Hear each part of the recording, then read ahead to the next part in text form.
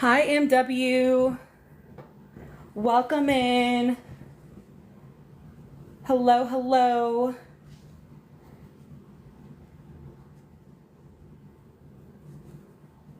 Ugh.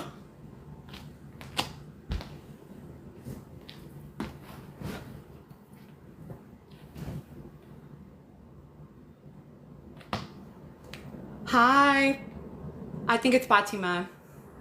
I think the two is supposed to be like representative of a letter. Tell me if I'm wrong.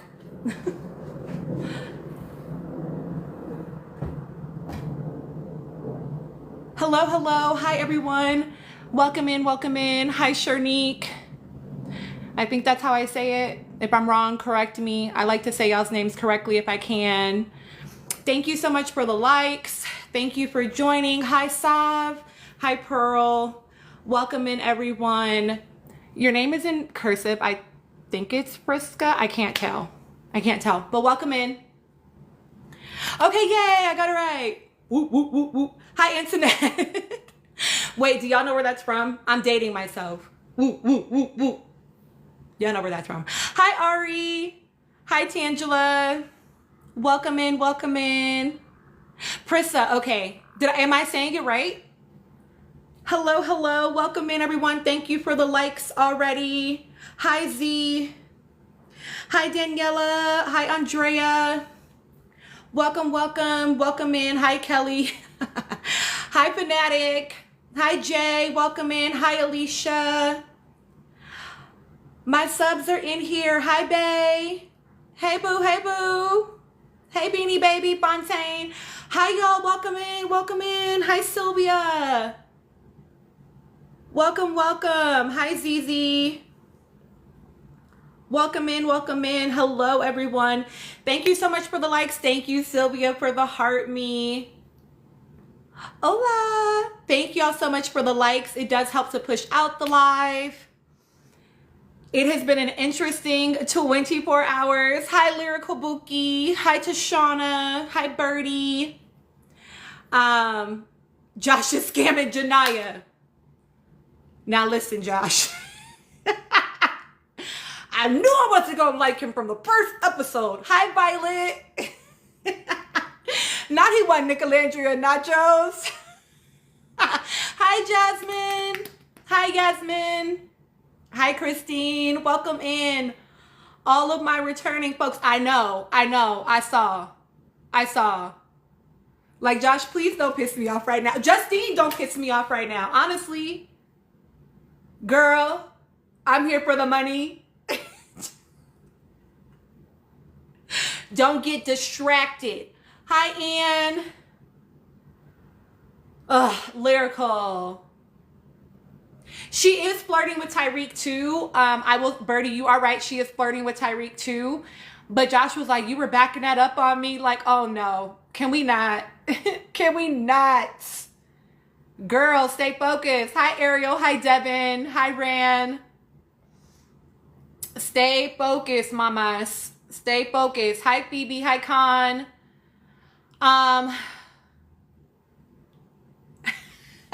Adelaide, for real. Listen. Hi, Ray. Hi, KLWG.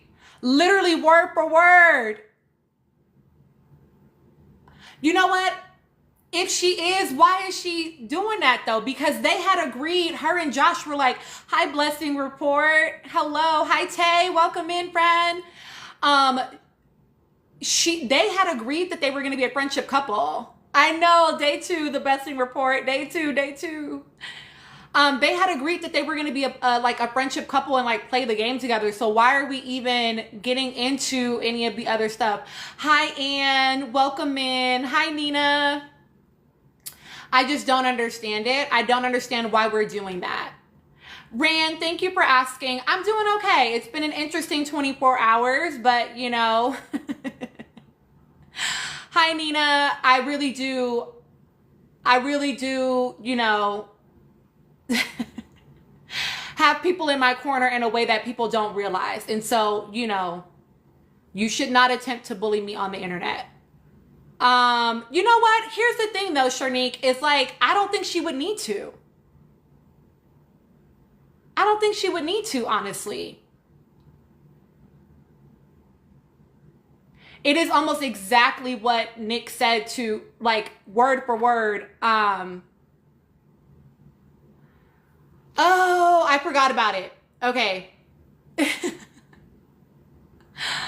um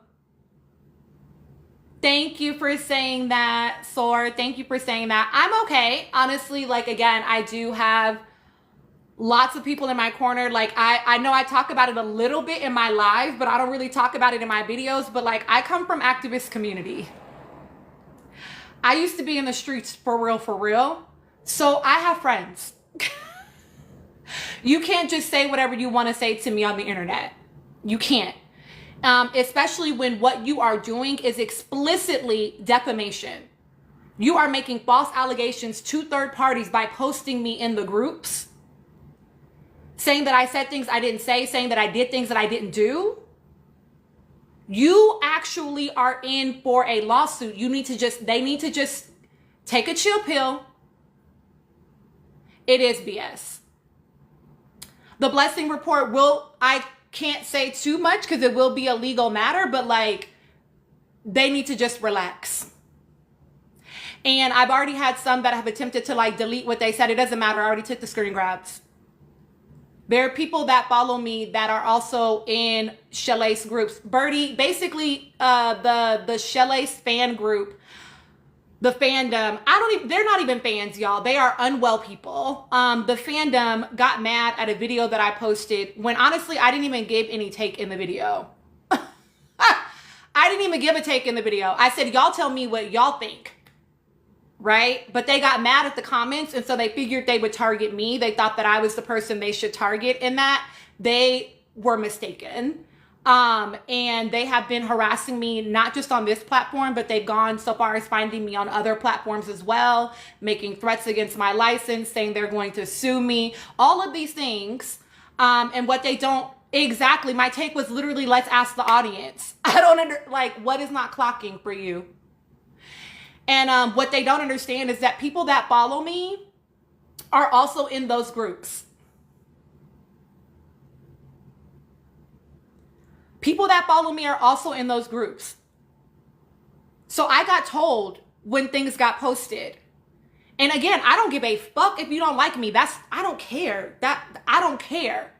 But for you to think that you're going to do all of this, I don't no. Exactly, Ann. I stress, y'all know this because y'all watch me, that I'm constantly like, I can't give a diagnosis.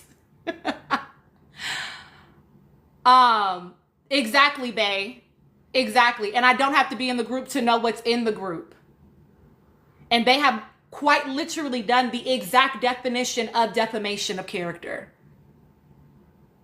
You are making false allegations against me in order to damage my reputation to third parties. And then you have incited people to come over and harass me. I was the wrong person to do that with. You shouldn't be doing it at all, because, oh my God, you can dislike people and dislike what they say without doing all that. Georgina, I posted a video about it, but basically they just got out of control. All of this over, Birdie, all of this over me saying, audience, y'all tell me what you see. Because that's exactly, Tay. I am a Pisces. So not only are we in eclipse season, but a Pisces loves a fucking receipt. Baby, if you think I didn't screen grab it, you would be mistaken. Again, you would be mistaken. You are wrong. You don't get to make threats on the internet to people and think that you have no consequence for your actions. Thank you, Georgina, for doing that. If you want to send me any screen grabs, you are welcome to. But you're wrong to think that. You are wrong to think that you can threaten somebody and that there would be no consequence for your actions.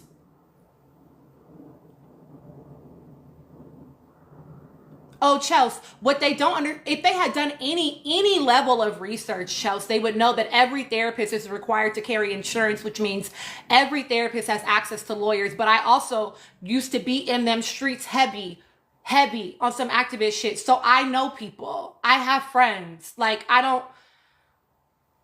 Neek, we're just talking about what happened. Somebody asked how I was doing. Hi, Toy. So yeah, like I'm not gonna like publicly like talk about it in any more videos, but I definitely made that video for them today because again, I do think that these are people that don't understand the consequences of their actions. Oh, thank you. Thank you, the American Dream. Um, so it's like, hey, you actually are engaging in illegal behavior. You should relax. You should relax. Because you're doing all this about people that are not going to save you. They're not going to save you. Thank you, Jasmine. Nobody is coming to save you. And you are, and they probably are. Y'all, mostly I already have it set up at this point where it is filtering out certain comments so that I can just go to my filtered comments and take screen grabs. So you're probably not going to have to block anybody. Hi, P. I'm not, like, the thing is, like, I'm not necessarily trying to, like, weaponize my following against people. Like, I feel like that is so bizarre. But they are exactly Shay with their jokes. I literally didn't even give an opinion. Hi, P. I'm just talking about what happened with the Shelley's fandom over on Twitter and them sending their fan base over to find me here and on other platforms to harass me and defame me. And it's not funny. It's like actually super aggravating. Like it is so frustrating. But I know how protected I am. I know how cared for I am. And so like, I just have to rest in that. You know what I mean? And somebody was in my comments, Diaries of a Happy Black Girl. I made a video this weekend. Somebody, I don't remember who it was. One of my subscribers, tagged me and was like, hey, can you give me your thoughts about this? And so I was like, hey, I actually think y'all already know what I would say. What would you all think that I would say that I would point out to you to pay attention to in your relationships? And because the comments pointed out things they didn't like, now they feel like they should come after me. It's not, unfortunately. I literally, exactly, Kiki. And this is what I be telling people is like, listen, if you don't like what's being said and all people are doing are repeating back what was said, then baby, you just don't like what your person said. You're not mad at the people. You're mad at your person. Exactly, Shay with the jokes, but they are making defaming statements by saying that like I've diagnosed people, by saying that I have alleged things about people that are simply untrue. Like I actually have videos explicitly saying that I'm not doing that. And so now you have gotten yourself into some shit because you let some fool in a fandom convince you that something had happened without doing your own research. And now here you are. Yeah, Exit Solo, they're trying to come for my life. Oh, we're going to report you to the board. Go ahead. Go ahead. Because the board doesn't even play that, to be perfectly honest. The board, they don't waste their time and their resources. And they don't even meet the criteria.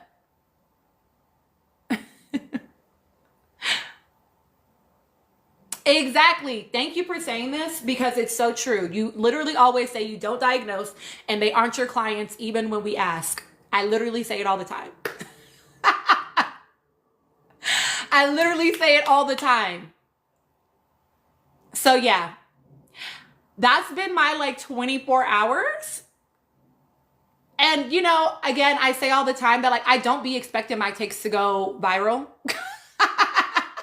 Like I mostly just be talking to y'all, if I'm honest. I be talking to my followers. And then sometimes other people see my shit. You know what I'm saying? But yeah, it's exactly, Birdie Wolf. They don't understand how diagnoses work. And so now they are projecting onto me. And be happy for life. I'm hearing this. It's not fair, P. I appreciate y'all saying that. It's not fair. It's unfortunate that I would have to use any energy or labor doing that when you could literally just be like, oh, I don't fucking like Tina or her takes, I'm gonna block her. Exactly, Annabelle. I asked y'all, good, K Boogie, I'm so glad. You asked us to talk to you. It's just our opinion. Exactly. I'm like, I didn't even say anything in the video, but because I made the space for y'all to share your opinions and they don't like your opinions, I'm now the target, which whatever, because like, you know, maybe I have like more social power and capital to push back in a way, you know, rather than, I would rather them not harass y'all if I'm honest. But like, you literally could just hit not interested, block, or talk shit about me all you want in your group. But you choosing to try to report me and you choosing to come over here and harass me, that's when you took it too far. That's when you took it too far. Because you're allowed to have an opinion. You don't got to fuck with me. That's okay. That's okay. You are entitled to that. I'm okay with that. It was when you did the other shit. One of them even went so far as to like take a screen grab of my son and speak negatively over him and speak ill over him. And to that, I will say, because this I can say publicly, my left hand is strong. Don't play with me. My left hand is strong. And my people don't fucking play about me. And I don't play about my motherfucking people. If you go to hell, I'm going to go to court. If you go to hell, I'm going to go into the realms in the places that you cannot reach and fiddle with your existence. Don't fucking play with me about my people. I say to y'all all the time, I am not fucking nice. I'm not. I'm not nice. Y'all know that. I'm not nice. I'm kind. There are people in here that disagree with me all the time. We can do that. We can do that. That's okay. That's okay. But what you're not going to do is that. You're not going to do that. I'll just say that there are some people, maybe I shouldn't say too much. But yeah, I know y'all don't know me. And I know some of them are probably in here watching right now. I know some of y'all don't know me, but you should remember that you don't know me. You should just remember that you don't know me, so you have no idea what I'm capable of.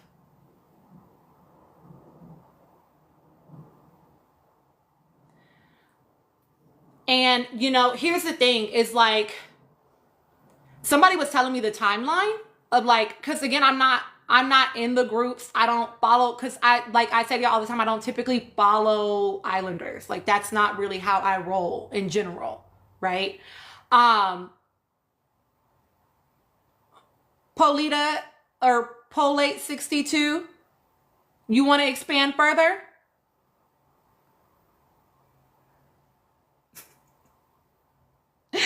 Y'all be playing stupid games to win stupid prizes. But somebody was talking about the timeline, and no, I don't got it. I want you to expand further. I want you to explain what you mean to me. Do it like I'm 5. Cookie, I really don't know what it is, honestly, but I would say somebody was talking about the timeline, and honestly, it seems like it all goes back to that interview.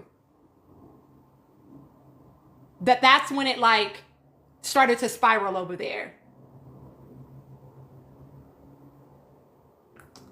Oh, Polate 62. I'm so glad that you're putting all of this in writing.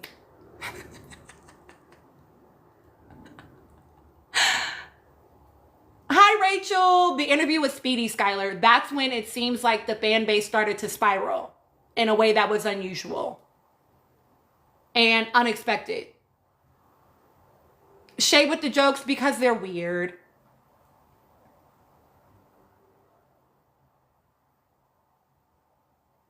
They must have, Nikisha.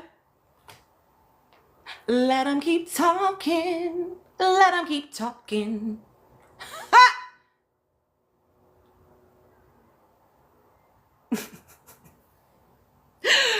Okay. Anyway.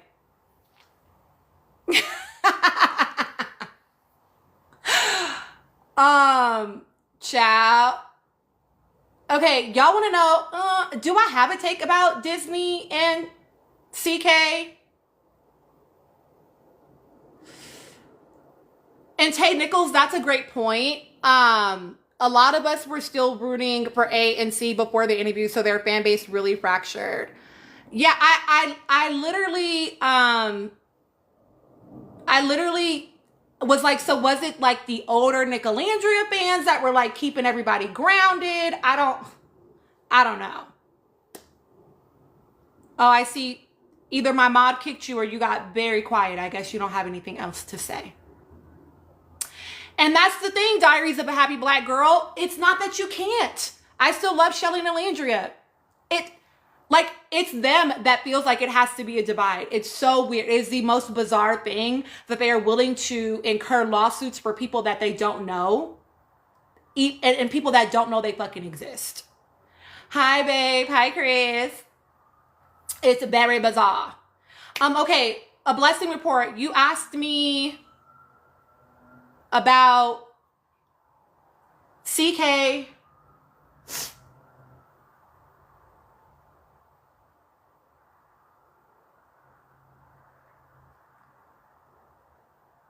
Exactly, be happy for life. Thank you for saying that, y'all. Tina didn't even give an opinion. She opened the floor for her followers, for us to give one. Exactly. Talk about the rapture. What about it? Oh, have fun. I hope they do well. Thank you for joining. I don't know. Are you talking about the videos where people were thinking that the rapture was happening? I'm not laughing because it's bizarre. But I don't know anything about it.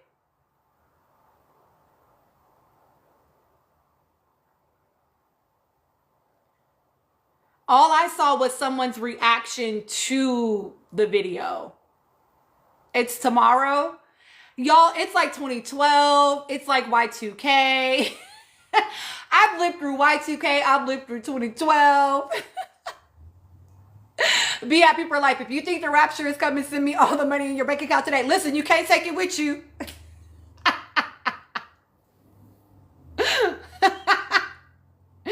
Like, I think, again, exactly, Tiana, you were a kid. These are like grown-ups, right?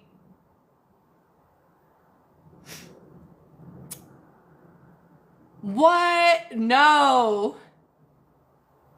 Annabelle, period. Listen, Lady Russell Hat, does that mean that we don't have to pay bills? Because I would love that.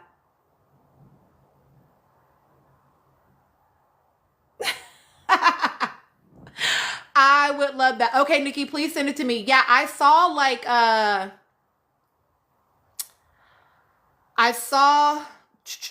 again, like a reaction to it, but I didn't actually see it. You know?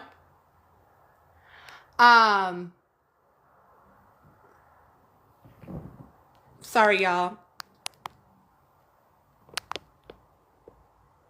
Okay, I know I probably look weird, but I am taking screen grabs.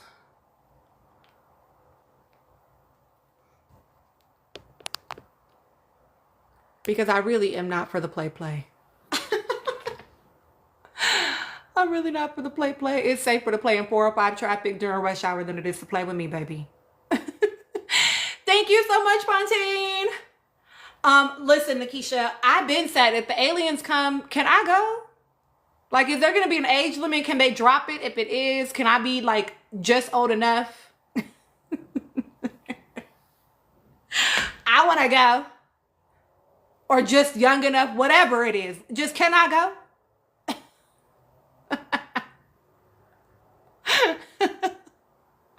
Like, I've had enough. Actually. Y'all, wait, Bless Report, I want you to ask me again because I don't remember everything you said. Disney, CK, and was it Jimmy Kimmel? I think that's what you said. See, for real, Lady Russell Hat, always making it up a new one. Y'all, I want to talk about this first look. I know not everybody has watched it, but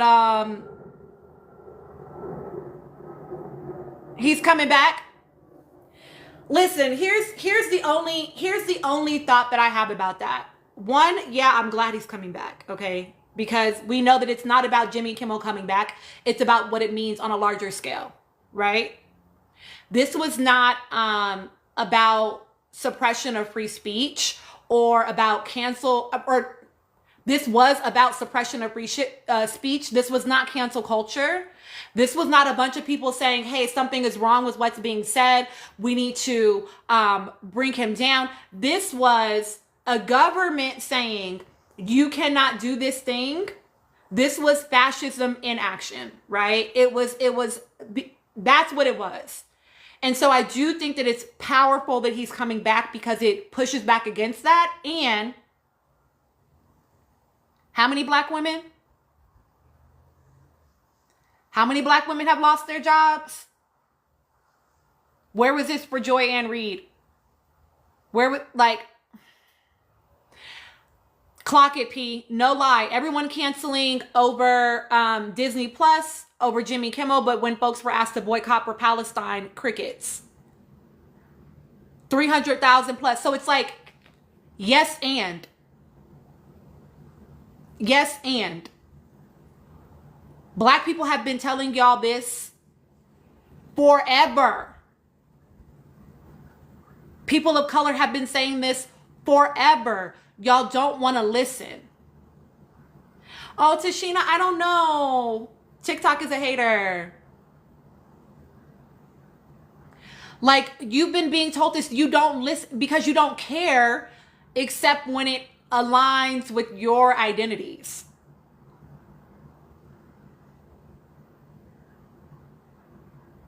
Clock and Nikisha, Disney's been on the BDS list for 2 years.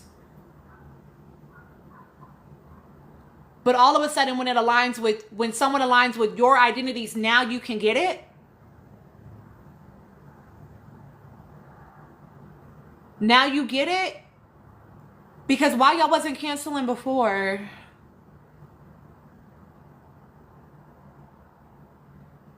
I mean, the money's always gonna make it happen, Jasmine. You feel me? Money is always gonna make it move, right? This is why the bus boycott worked. It was because of the impact to YT women having to do their own housework and labor and the money.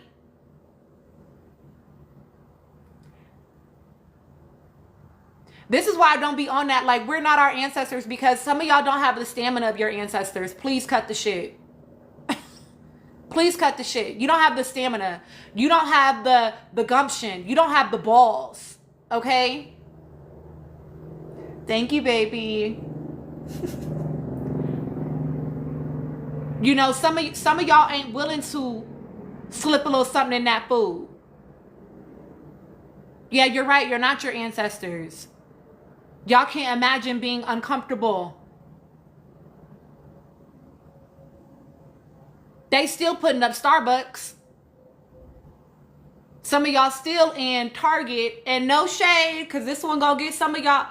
Y'all still using AI, despite what it's doing to communities of color, black communities explicitly. Hello? So it's like, and again, I'm not like the queen of morality. Like, the reality is that we all have shit that we have to compromise on, because that's life, right? We know that food deserts exist. We know how to do nuance over here, right?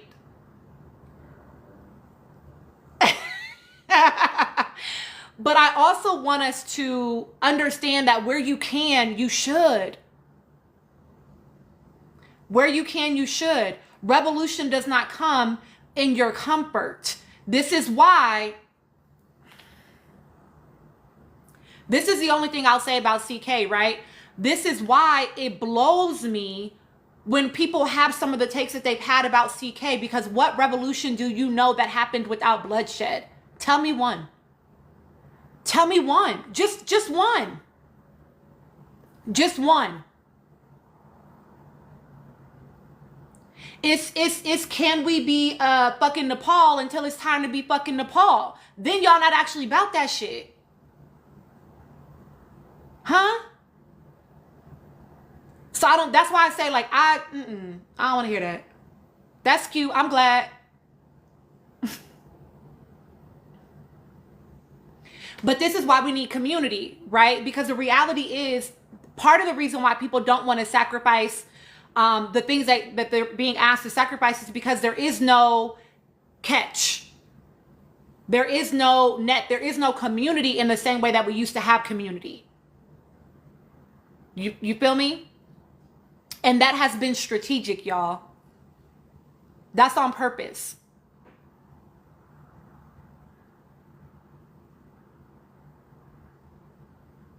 And, you know, not to make everything about Love Island,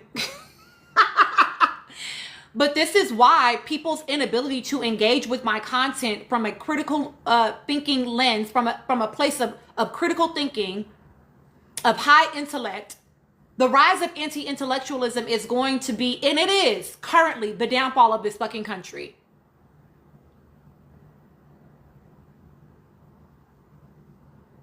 Because everything is black or white.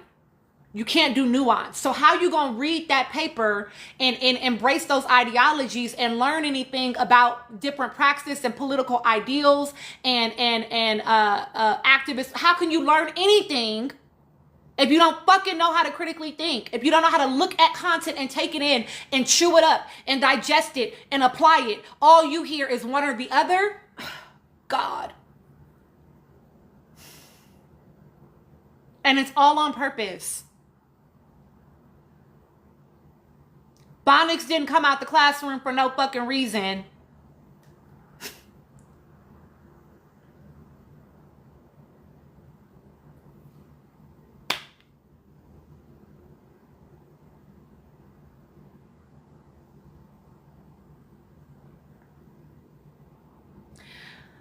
Cookie. It's just, and the thing is, like, I'm old enough, y'all know this, I'm old enough to remember when the internet got introduced, right? To like larger public. I'm old enough to remember that. I'm old enough to remember the internet being talked about. Oh my gosh, thank you, Tay. I'm old enough to remember the internet being talked about as like the information highway, about how we were going to have access to so much information. We were going to learn so much. And really what it's done is given a bunch of people that don't have the intellect and don't have the space and the range and the fucking intellectual capacity to get on here and talk. And for people to listen.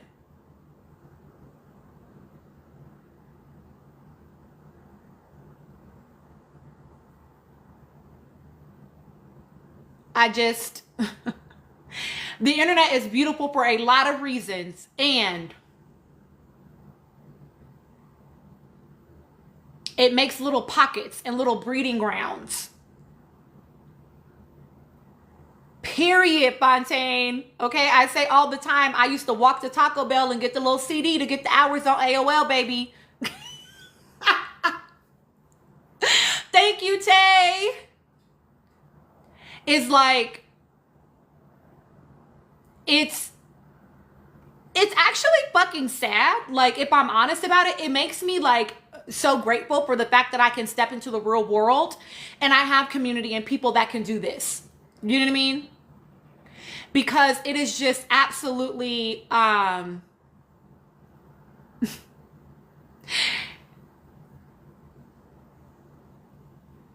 the line question, I don't know what that is. It's just absolutely, it's a lot, y'all. It's disheartening, if I'm honest. It's disheartening to watch people be so incapable of some things and then to be so reactionary. Oh, Fiddling, I did not. I asked you all to give your perspectives. I feel like y'all know what my perspectives are. Listen, too many fucking mics. Internet is too cheap. Internet internet is too inexpensive.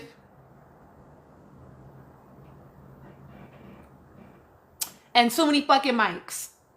Increase the tariffs on mics. That's beautiful, Shield. So pretty. Very excited for them.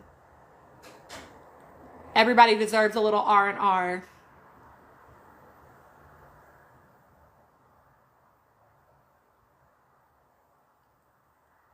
Listen, Annabelle. I do need to go ahead and send y'all certificates.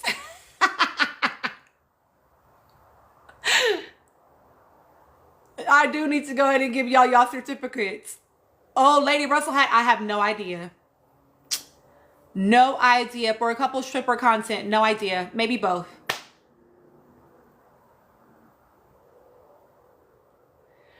Jasmine, listen. It should be required to read a book before you bring your thoughts to the internet. Too many people just thinking that they have like enlightened perspectives around things, and they don't. And you know how I know that the world is in some bad shape is because of how often I see lives where people are yelling and fussing at people, and people be in the live, like engaging with it. I'm like, why do y'all like being talked to like that?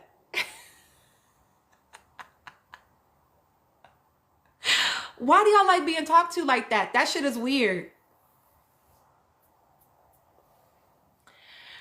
But anywho. Okay, that's my socio-political rant. And it might come back around again. Y'all know how we do over here. Can we talk about first look?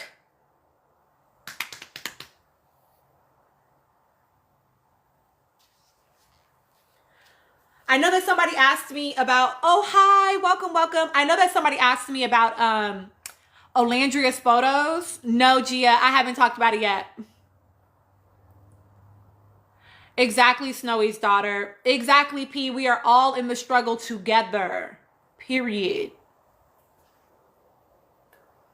Okay. Thank you all for the likes. Hi, Gia. I know she looks gorgeous. I knew immediately, which I thought was so funny that people didn't know when Nick was saying that she was like Paris Hilton, whatever his comment was about Paris Hilton. And people were like saying whatever they were saying. And I was like, y'all don't know that's hot is from, like, that was her catchphrase in the early 2000s. Like, why are y'all being mad about that? Like, that's so weird. Oh, my baby's here. Hi, son. So it's like, it's cool if y'all don't know that, but like, hi, baby. How was practice? Good. Yes, exit solo. Hi, baby. How was your day? Good. Exactly. Jumping on him for no reason. That's that whole, like, we like her, but we don't like him, and that's weird. That's weird.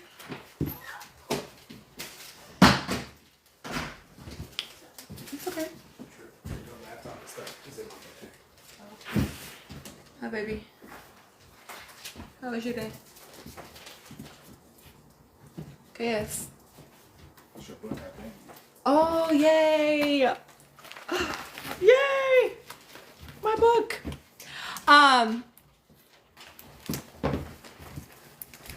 Exactly. Got the reference right away. Like. Oh, you got a letter from your envelope from your grandma? I forgot. You should have reminded me. I forgot. Can you give me scissors, baby? Yes. Thank you so much. That is so cute. That was so pretty. They think it's okay to talk. Yeah, they do. Listen, P, I said that before. Like, I dated outside of my race quite a bit when I was in high school, and they were always willing to try the white boys. Hi, son.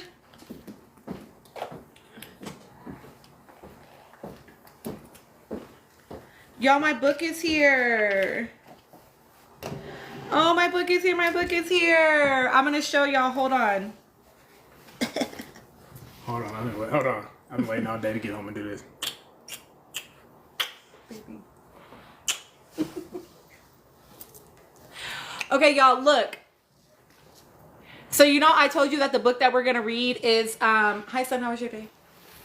Good. It's called Centerpiece by Maya Angelou, right? Maya Angelou is my niece. And so I backed her. I did like her, what was it? Her Kickstarter. And so she made all these cute little like gifts for people that joined the Kickstarter based around the HBCU that the story is set on. And so these are the stickers. So BHU, that's the name of the university. And it's all about the blue. So cute. Gonna put it on my water bottle. And then she hand wrote me a note. Oh, so cute, so cute. And then I have bookmarks from the school. From The Hill We Rise. She made a whole, this could be like a whole series. It's so cute. Okay, let me tell you. And then she hand signed my book. Thanks for your support and miss you guys. Tell Kaylani she's next. So my youngest daughter wants to write a book as well. Tell Kaylani she's next. Go Blue Coats. Thank you. And then she signed it. To all the little black girls, you deserve love in every form. So cute. So my niece wrote, she self-published her first novel. And it is a romance story called Centerpiece. And it is about a girl named Cleo, who's an editor-in-chief of the campus magazine. She's in her senior year at an HBCU. And the HBCU is completely made up. My niece said it actually in Boston. So my niece went to North Carolina A&T. NCAT. Yeah, she went to NCAT. She went to NCAT, and then she went to Boston after she graduated and did an internship there. And then she loved it there. So she wrote this book and created an entire HBCU that she based in Boston, where Cleo, this girl in her senior year, Cleo, meets this boy, Atlas. He's a transfer student that comes in, and he's a hockey player. And so it follows their love story. And we're going to read this together in the book club. You can get it on Amazon. You can order it really easily on Amazon. It's on Goodreads. It's at Barnes & Noble. It's at a lot of places, y'all. I know I'm so happy for her. I literally got to watch her. She documented her journey on TikTok of herself writing the book. And my nephew, her younger brother, was like her editor, as so she would like document like their dialogue back and forth. It was really cute. It was really cute. But I am so excited to read it. I'm so excited to support her. She's a super dope kid. My sister and her husband did a great job. Yeah, she's actually on TikTok. That is a great question. I believe so. Okay, so let me answer all these questions. Hold on. So Maya is spelled M-A-I-A, Angel. And she's here on TikTok. And I think her handle, I'll have Chris look it up when he comes back. But she is here on TikTok. She does a lot of like, she's teaching herself Spanish, and she's just being a 20-something, and I love that for her. So if y'all don't know, I've talked to y'all a little bit before. Can you look up Lucy's handle for me on TikTok real quick? On TikTok? So my sisters and I are all married women. So our mom has all girls. And then all of us, our firstborn children were girls. Very strong feminine energy in our family. And me and all of my sisters were married by the time we were in our 20s and had our first children by the time we were in our 20s.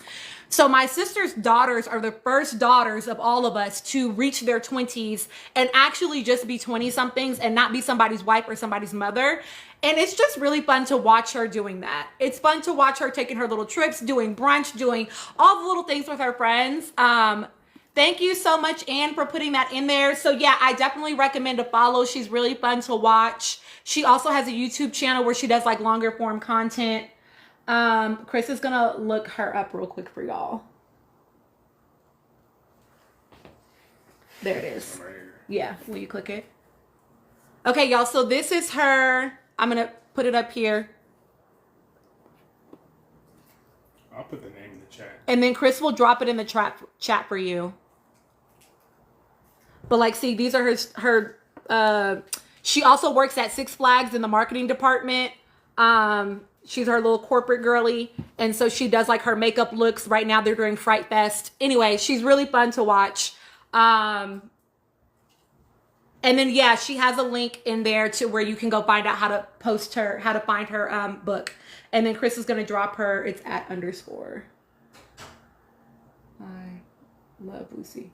Oh, it's ILU. And then ILUB. LUCI. Yeah. That's it. Okay, so I'm really excited to read it. Okay. Sorry. The ADHD, y'all. I be on 17 different trains at the same time. But I'm looking forward to reading it, y'all. I'm very excited. Okay, that said, let's get into first look. Tyreek and Justine, what are we feeling, friends? Justine and Josh is still doing it for me, y'all. And not doing it like in a good way. Doing it as in like, girl, what the fuck?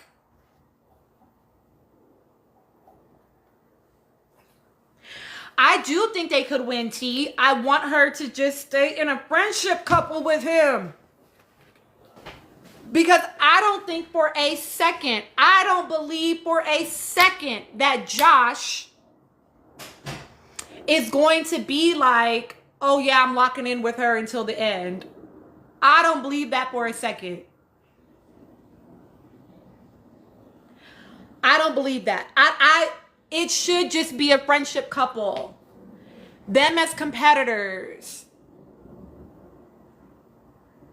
And I agree, Mia. I just want them to know that we're okay. We're okay with them being in friendship couples. We're okay with that as America.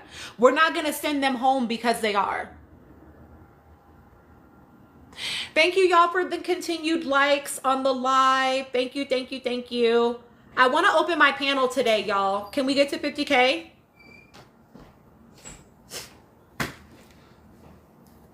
It is only 3 weeks. Gia, we're talking about so I don't know if you watched First Look yet already. Hi, Ray. I don't know if you already watched First Look, but in the First Look, Justine and Josh are sitting down and talking, and Josh is talking about her backing it up into him. And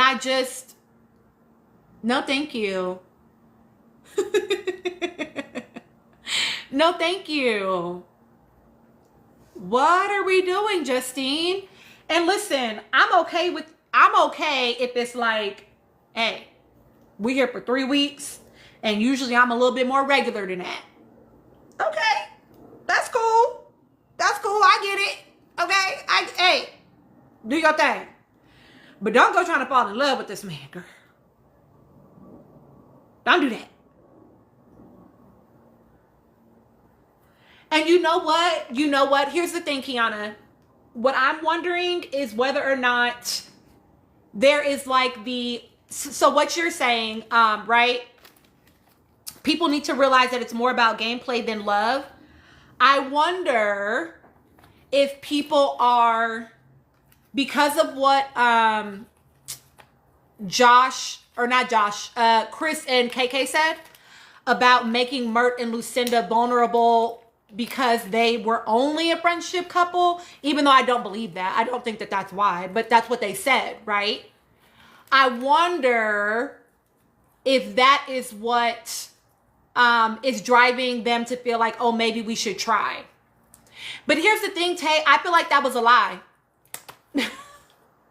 I don't think that's why they really went after them, but I don't think they want to be honest about why they went after them. I think they went after Mert and Solin, because Mert and Solin were going to be the least liked. They knew that. And so if they made anybody vulnerable that America liked more, then they might put a target on their back, both in the villa and with America. It was a smart play, game-wise. Can you imagine if they had put, you know, someone that, again, America was like really behind? People already don't like Chris. That would have just been, that would have been more reason for people to be like, oh no, yeah, get him the fuck out. You know, and I think that they know that. It is diabolical and very smart. Very smart. If y'all listen back to that moment with him and KK, she said something about like paying attention to like how it looks. You got to go back and listen to it. But then they cut away real quick from that moment. Like they didn't let her finish the statement. But I'm sure that they knew to be mindful of the optics. What do y'all feel about Chris talking to Nicola? I need him to stay away from her. It was a scheme set up by Chris. I need him to stay away from Nicola. Y'all, we're only 10K away from 50K and we'll open up the piano. I need him to stay away from Nicola. Where do I? What, baby? I'm trying to figure out where do I, like, you know, when you send them a ticket, where do we go to? Like, how do I go back and see? Go out and go to your inbox. Go to your system notifications. And then it should be like report or whatever. It's somewhere in there. Okay. Yeah, I need him to stay away. I don't think he's into her like that at all. Okay, Dream Girl. So I think he sees an advantage in having her in his corner. Here's what I think. And I told y'all this before. But what I think is happening is I think that he... I think that Nicola is younger, right? She's the second youngest in the villa. I agree, Mia. She's the second youngest in the villa. And she has some insecurities around being wanted right now. And I think that he might perceive her, not that this is true, but he might perceive her as someone that he could have a little bit more control over. And not like he's trying to be controlling, but he could kind of control the gameplay a little bit more with her. Right? And so I think that he actually is attracted to that about her. I mean, I think Nicola is actually gorgeous. And honestly, it makes sense that he would think she's attractive because he liked Hilga. Like he liked Houdini. He thought Houdini was cute. And they're the same person. She just kept her regular features. You know what I mean? Like, she's literally just Hilga before surgery. So, like, Nicola is gorgeous. I think she's gorgeous. I think she's a very striking beauty. I think she's a very particular man's type. Okay, and she looks like his real life ex. So yeah, I think he actually is attracted to her. And I think he's attracted to how she moves. You know what I mean? And so I actually do think he likes her. I just don't think he is a good choice for her. Even though he's a confidence boost for her right now, I don't think he's the best choice for her. Personally. But I think, and I don't know, because I see her do a lot of like nervous fidgeting. So I don't know. But I think she might be able to spot it, y'all. I think given some time, she might be able to spot that he's not the right choice. You know what I mean? Yeah, I agree, Mia, with her necklace. Exactly.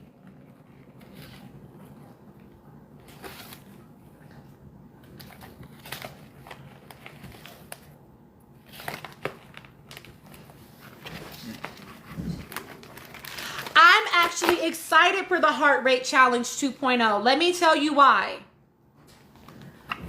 Because Games last season was only athletic. Hi, Miriam. Thank you so much, Cara. Games last season was only athletic. And there's nothing inherently wrong with that. But I think it unfairly pulls people out of the game. Miriam, we're talking about the games. It unfairly pulls people out of the game. Here's the thing. Did they do heart rate last season? I don't remember heart rate last season.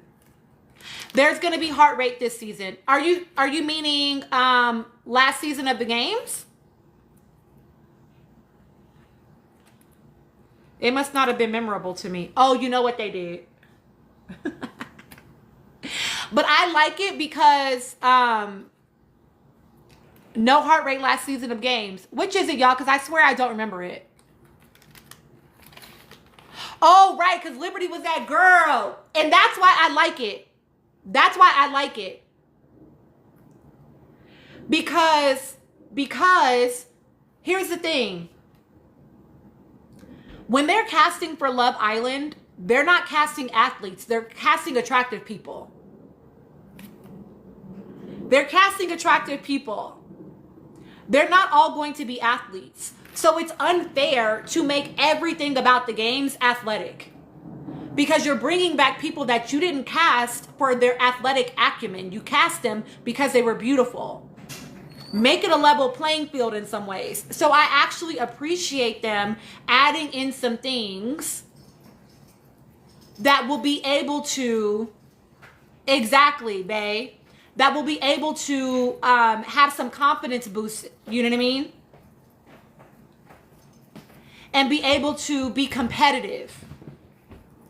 So I hope that we continue to see more of that, right? Like, yes, I'm here for like the physical stuff, and I want to see other things.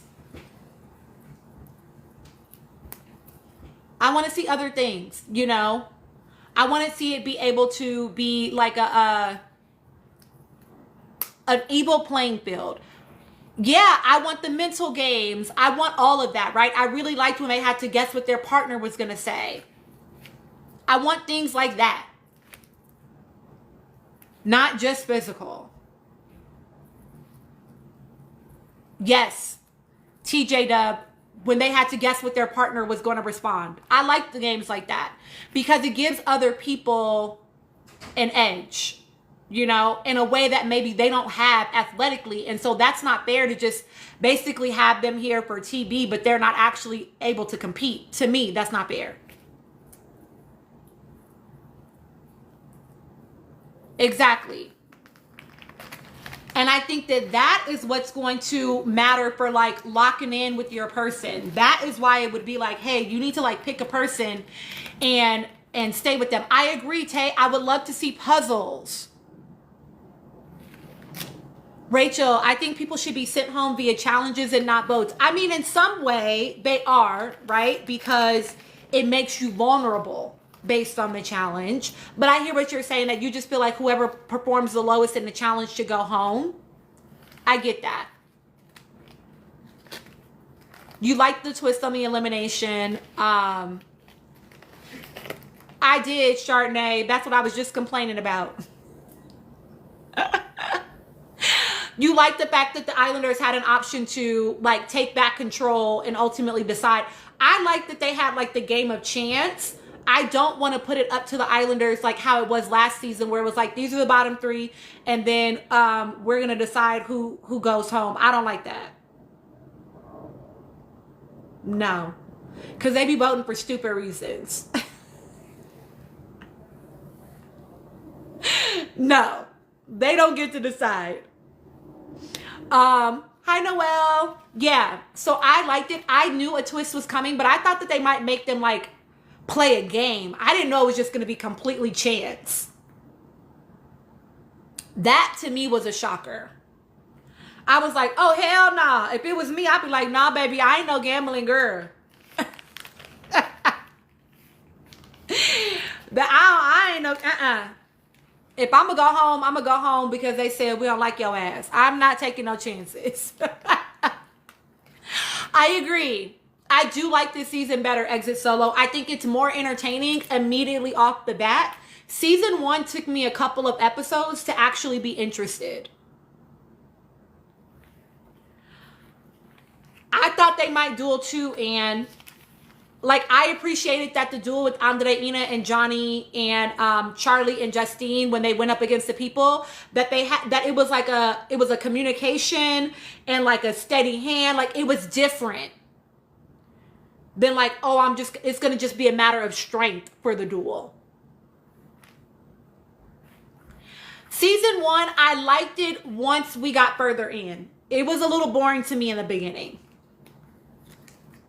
Yeah, it seems like whoever said on my live last night that Isaiah's ex is the one that comes back, I think that you're right. Based on his face during that heart rate challenge, he was like, he had a big reaction to whoever it was that walked in that villa. He was like, oh, hell no. And I think that this season is better as well. I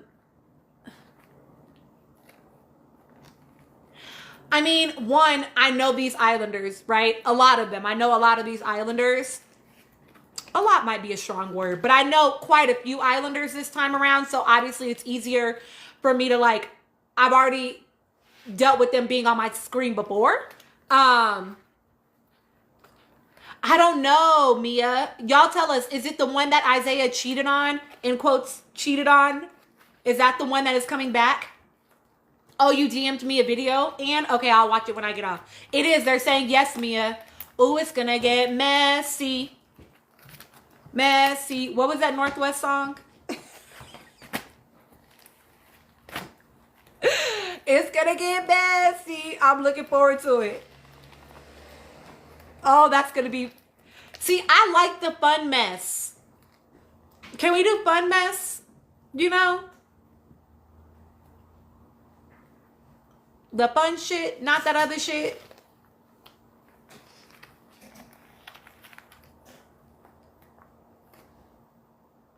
I agree, Chardonnay. I think this group works really well together as far as being entertaining together. Okay, see, Rachel, thank you. So I'm not crazy. It is that too.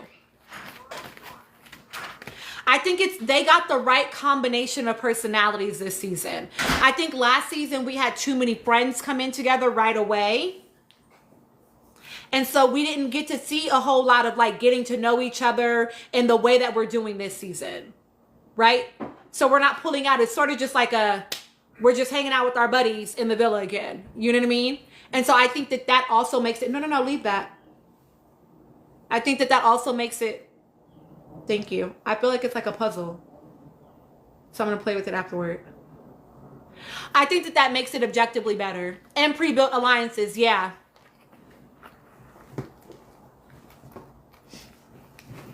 So I'm enjoying it. What else do I have thoughts around? I think Andrea, that's going to be really interesting when when she hears about Josh and Justine.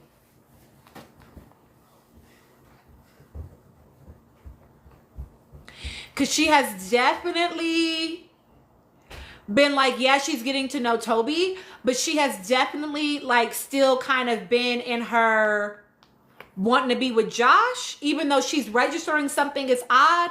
So I wonder if this will be the thing that makes her be like, okay, yeah, I'm cool. I can relax. I don't need to be so bought into him. You know what I mean? I kind of hope so, honestly.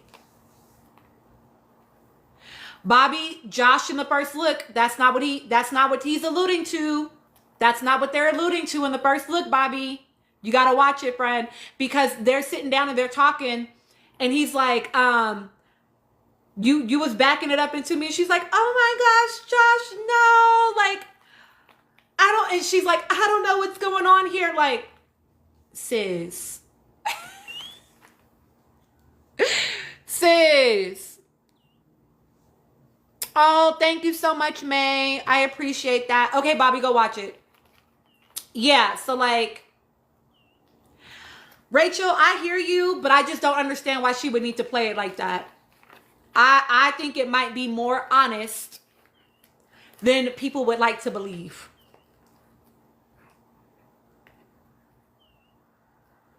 And again, I can understand if it's like I I mean, ultimately, whatever. Like, whatever she gonna do is what she gonna do. You know what I'm saying? But like, I can understand if it's like I'm just, I don't usually go this long and I need a little touch up. You feel me? I get that. But I just don't want her going into it with Josh and letting herself get swept up in a way that is, it would be a repeat, I think, in a lot of ways. Okay, Rachel, I'll stop.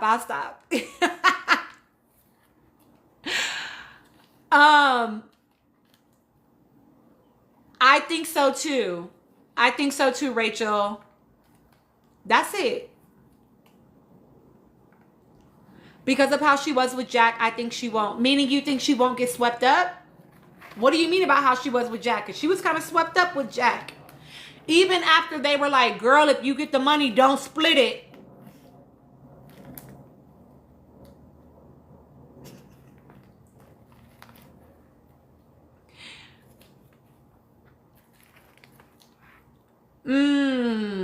Okay.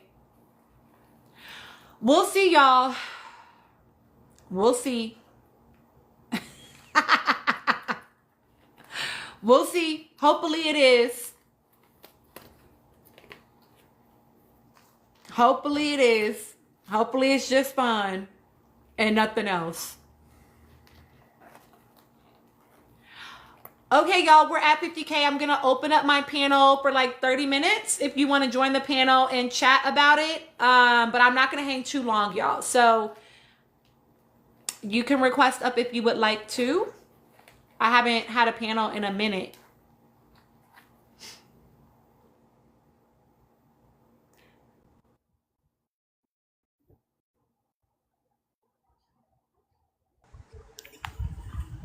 Hello. Hi, Bobby. Hello. Can you hear me? Yes, and I can hear you. Hey, girl. Hey. Awesome. Because why did TikTok tell me to connect my devices? They know I be on my Bluetooth. What is going on? Hi, panel. Rachel says hi. It is going to be. Okay, panelists, y'all can drop questions in the comments that you want panelists to address. Y'all also obviously can always chat about what we've already been chatting about, or you can introduce anything else in that you would like to. Do y'all want to go from quickly? Yeah. I wanted to say I got some information about Charlie for you, Tina. I watched this creator on here called Bits of Banter, and you said he was coming off unlikable this season, and so the reason why is his grandfather had recently passed away when he came onto the villa, and so that's why he was acting all weird the way that he was. Hold on. No worries.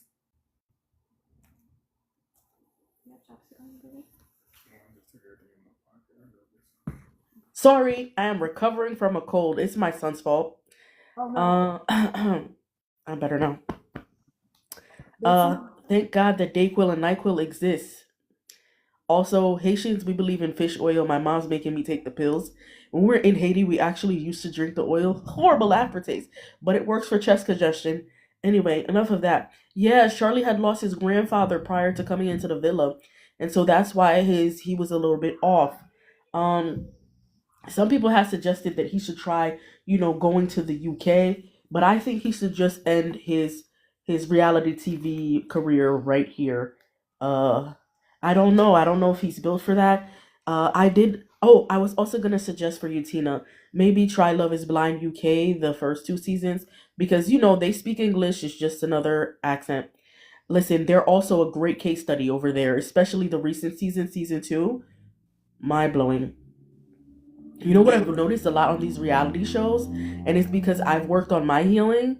A lot of these people come, especially on Love Is Blind USA, very unhealed. Y'all on this show, you thinking you ready to be married? Absolutely not. You're not ready to be a partner, let alone talking about having kids. And no, absolutely not. And another thing that they don't talk about enough in the pods, I realized this in France, some of them were talking about it. Y'all need to talk about finances more. I am so sorry, but you plan on living with this person and creating life. Y'all need to talk about finances. I know, especially as people of color, we tend to have a scarcity mindset, especially based on where you grew up. I'm from one of the quote unquote poorest countries in the world, but we need to discuss finances, especially you want to build a life with someone. What was the other information? Yes, also Bits of Banter did a video about Sydney coming in. That's the one I sent to you.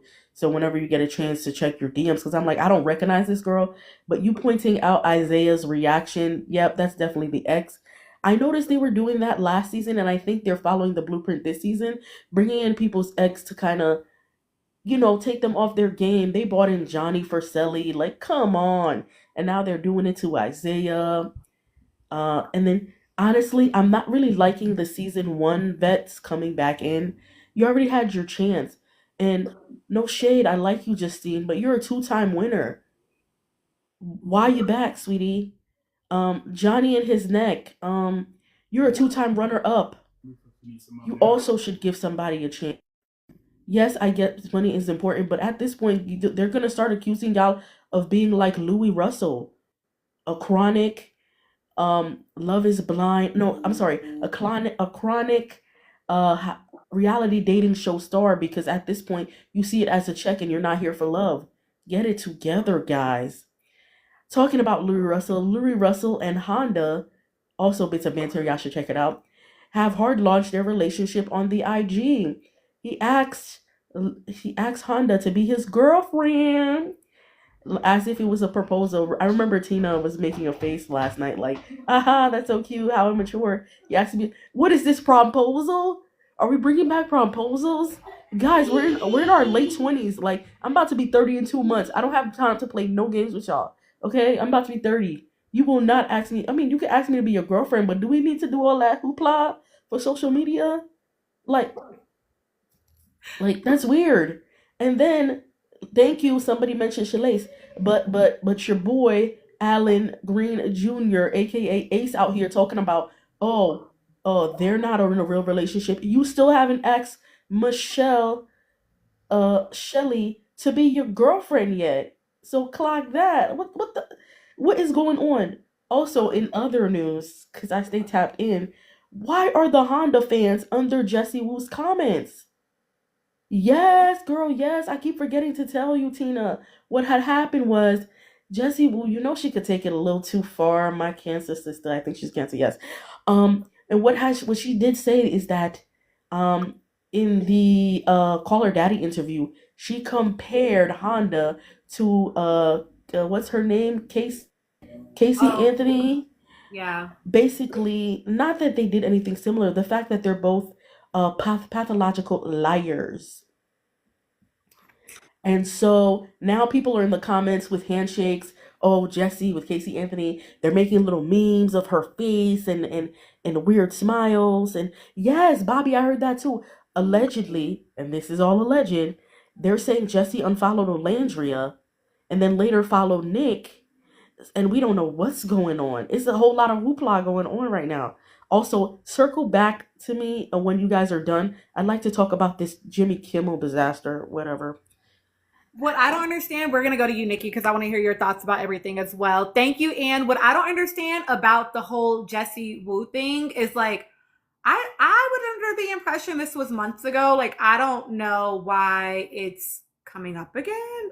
I just, they should be like happily following the person that they love and adore. And I just don't understand why it's coming up again. And far be it from me to be like a Jesse Wu defender. I typically don't defend most people on the internet. No shade. Just like, I don't know y'all in real life to know, you know what I mean? Like whether or not I would want to back you on the internet. But like, so very few people will you see me do that with. But that was months ago. So I just don't know why it's a topic of conversation again. That feels weird. Thank you, Rachel, for gifting Anne. And also, yeah, I feel like maybe it's like Steph with the deets again. I don't know what's kicking it up, I guess, is my confusion. Okay, Nikki, please give us your thoughts, friend. Yeah, I can tell you what sparked it. It was when Jesse Wu unfollowed Alandria. The stands made a kerfuffle about it on Twitter because she had unfollowed Alandria but was still following Nick. From there, you know, the hood rats, they love to find a hate train to get behind, and that sparked the yep. You know, she does this, and she even said this about, even though it was months ago, y'all covered this area. You know, there's just one more thing to bring, you know, her back into their hate bubble. So that's really what sparked it. It's not any new information. We know she didn't make the comparison to um Casey Anthony, other than the fact that Casey Anthony is pathological liar, and so is Huda. You know, so that was the comparison. It's not a comparison that I personally would have made. No. You know, There's too many other there's choices. plenty of other pathological liars out here that you can use that is very that would be very much more comparable. Exactly. But that is what she did, and that's really where the spark time. But I really wanted to say, go ahead, Tina. I'm sorry. No, I was just saying I see like that. That helps. Yeah. I just really wanted to say I'm really sorry about you getting you know, trapped into this nasty Twitter, you know, shit that's been going on. I've been in the trenches with, you know, trying to, at least on Twitter, when people outside of the communities, because it's not happening within the communities I'm a part of, and I'm part of like 5. So there's no like really, you know, direct attacks on, you know, Michelle or Alan and their fan base. But what happens is that the people that are inside the fan bases, some of them will go outside of the fan base, and if something is said about Nick or Alandria, they will hop in, and that's how the fire keeps, you know, being reignited. So this is just like, so I've just been, you know, trying to be like, stop letting them rage bait you, stop it, you know what I mean? Like, to the point where it's gotten so bad that they came after CHC for the moderators to get they were getting moderators suspended from the app. So something happened though to where it's now turned around that a lot of Michelle and Alan's fan base, they're deleting their Twitter posts. So I think there's something happening to where there's some consequences being happened.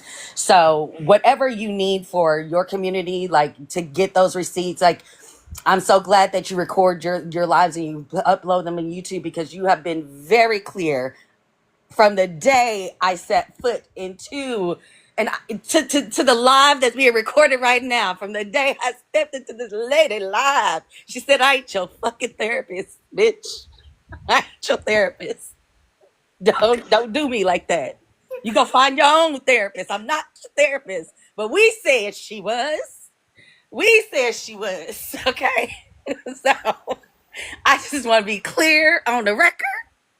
On the record. Yeah. So I know my time is weaning, but I just first with Love Games, Love Island, Love Island games. I'm having a little trouble liking anybody, to be honest.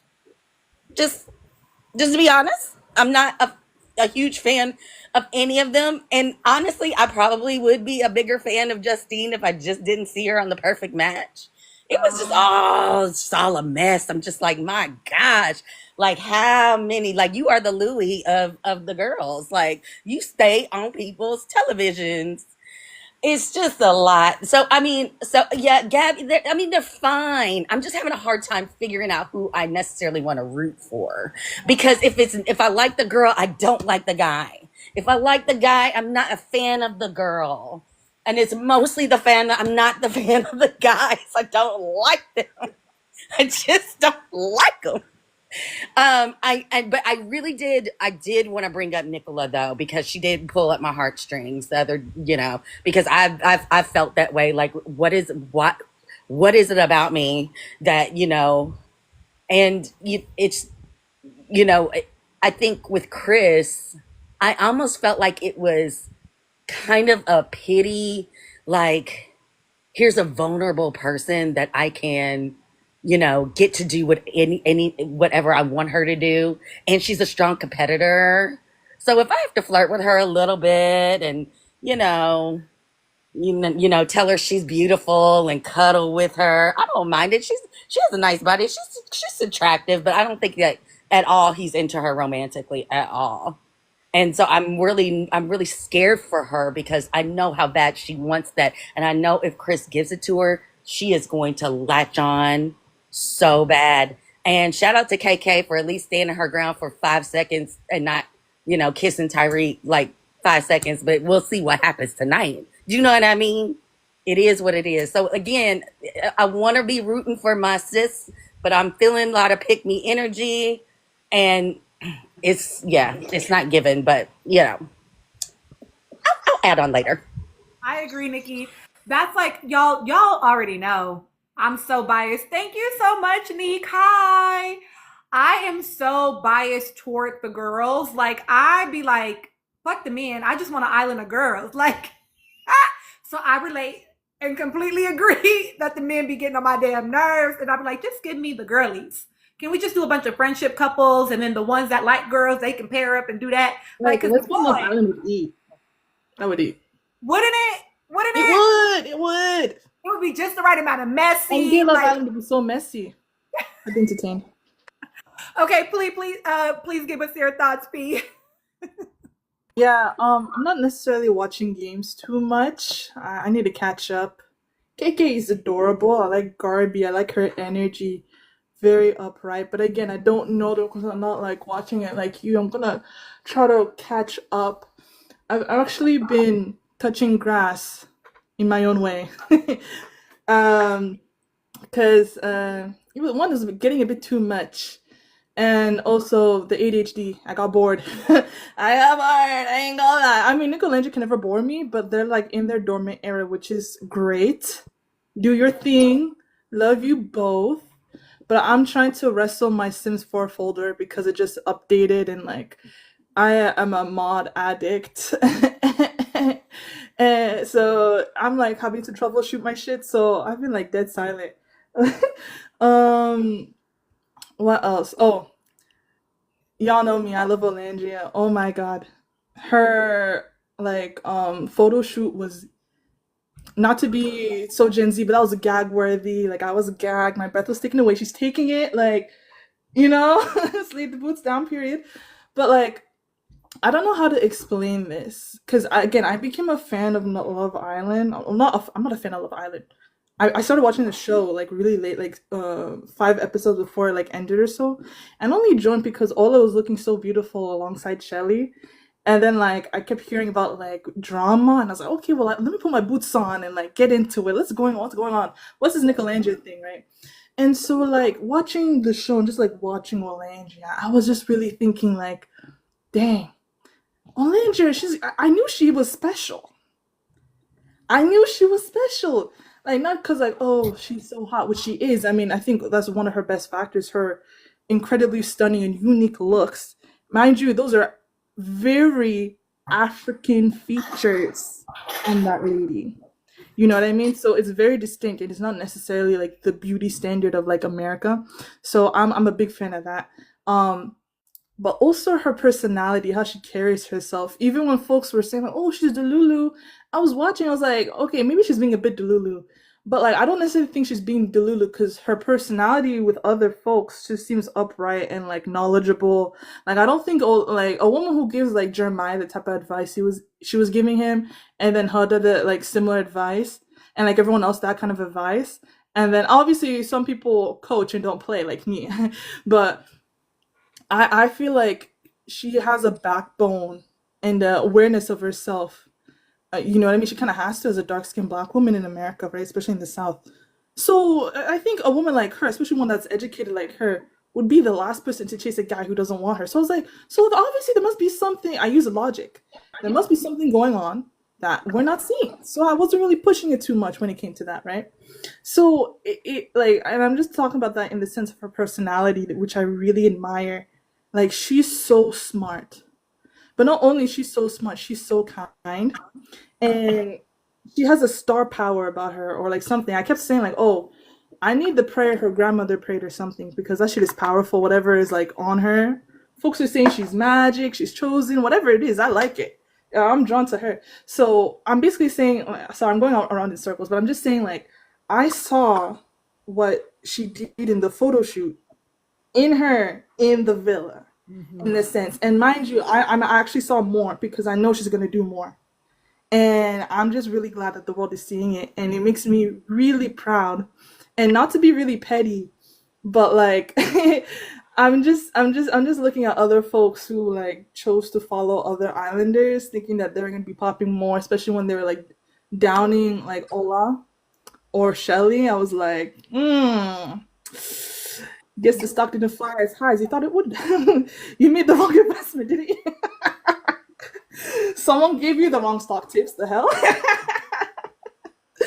Sorry, my shit IPO'd at 4 billion. I'm sorry about you. You couldn't make it past 2. So it's just really interesting to, I think it's bad to like categorize people by like what they like in general, but like I'm noticing like patterns, especially like shalacers, like not necessarily all shalacers, but like the shalace only like the hardliner shalacers. It's a type of I won't say delusion, but like one stubbornness, unawareness, and subjectivity that they think is objective that I've noticed as a through line with all of them.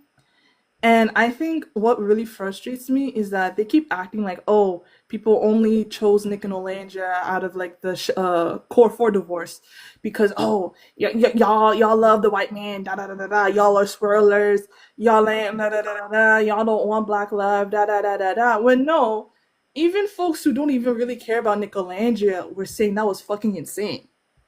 You guys gotta realize, remove the color out of it all. That was straight betrayal. It's the principle. It's the principle of behavior. You know what I mean? It's what's acceptable and what's not. You know what I mean?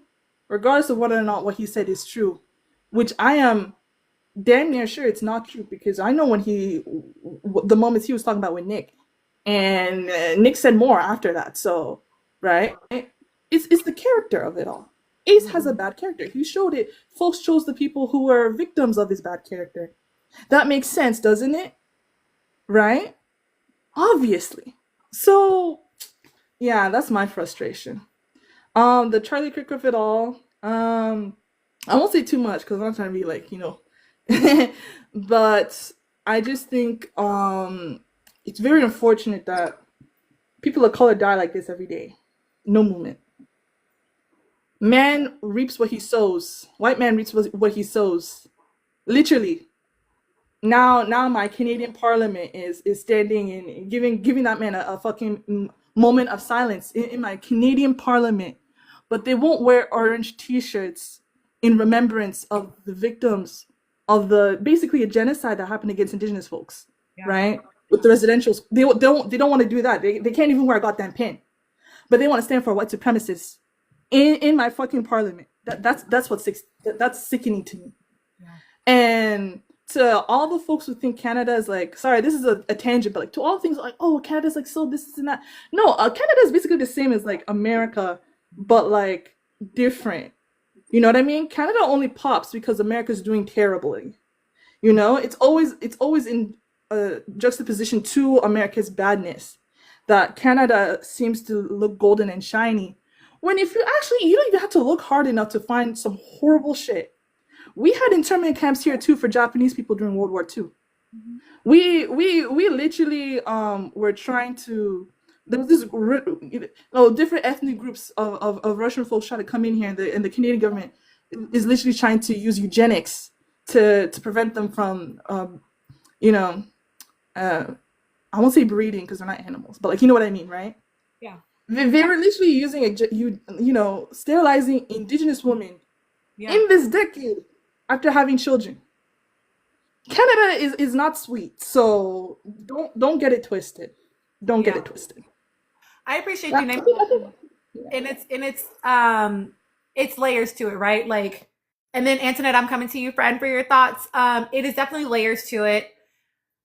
I do think that, like, right, the people that I often hear the most, and maybe this is just because of the community that I've curated, I'm willing to admit that. I feel like the people that I hear most often talking about like Canada as a place of escape are people that are more aligned with whiteness, right? And so them absolutely. might feel And like you can tell, and it's the same white people over here who'd be like, "Oh my God, things are just so bad in the UN, in the United States. Oh, so just because we don't have crazy gun laws, you think everything's like sweet over here? As if we're not, as if we don't have predatory, like, immigration policies, right? That literally put, like, foreign folk who are coming here for a better life, like everyone, right, in vulnerable ass positions, with a fucked up job market, right? Mhm. And then be blaming them within the same breath because, oh, they're taking our jobs and this and that. Like, anti-brown racism in Canada is insane, Yeah. insane right now because of the economy and like the immigration boom and everything. Nobody has a heart over here. Okay, I won't say that. I think I'm just frustrated, but like, it's everyone is putting the blame on people who don't deserve it, Yeah. right?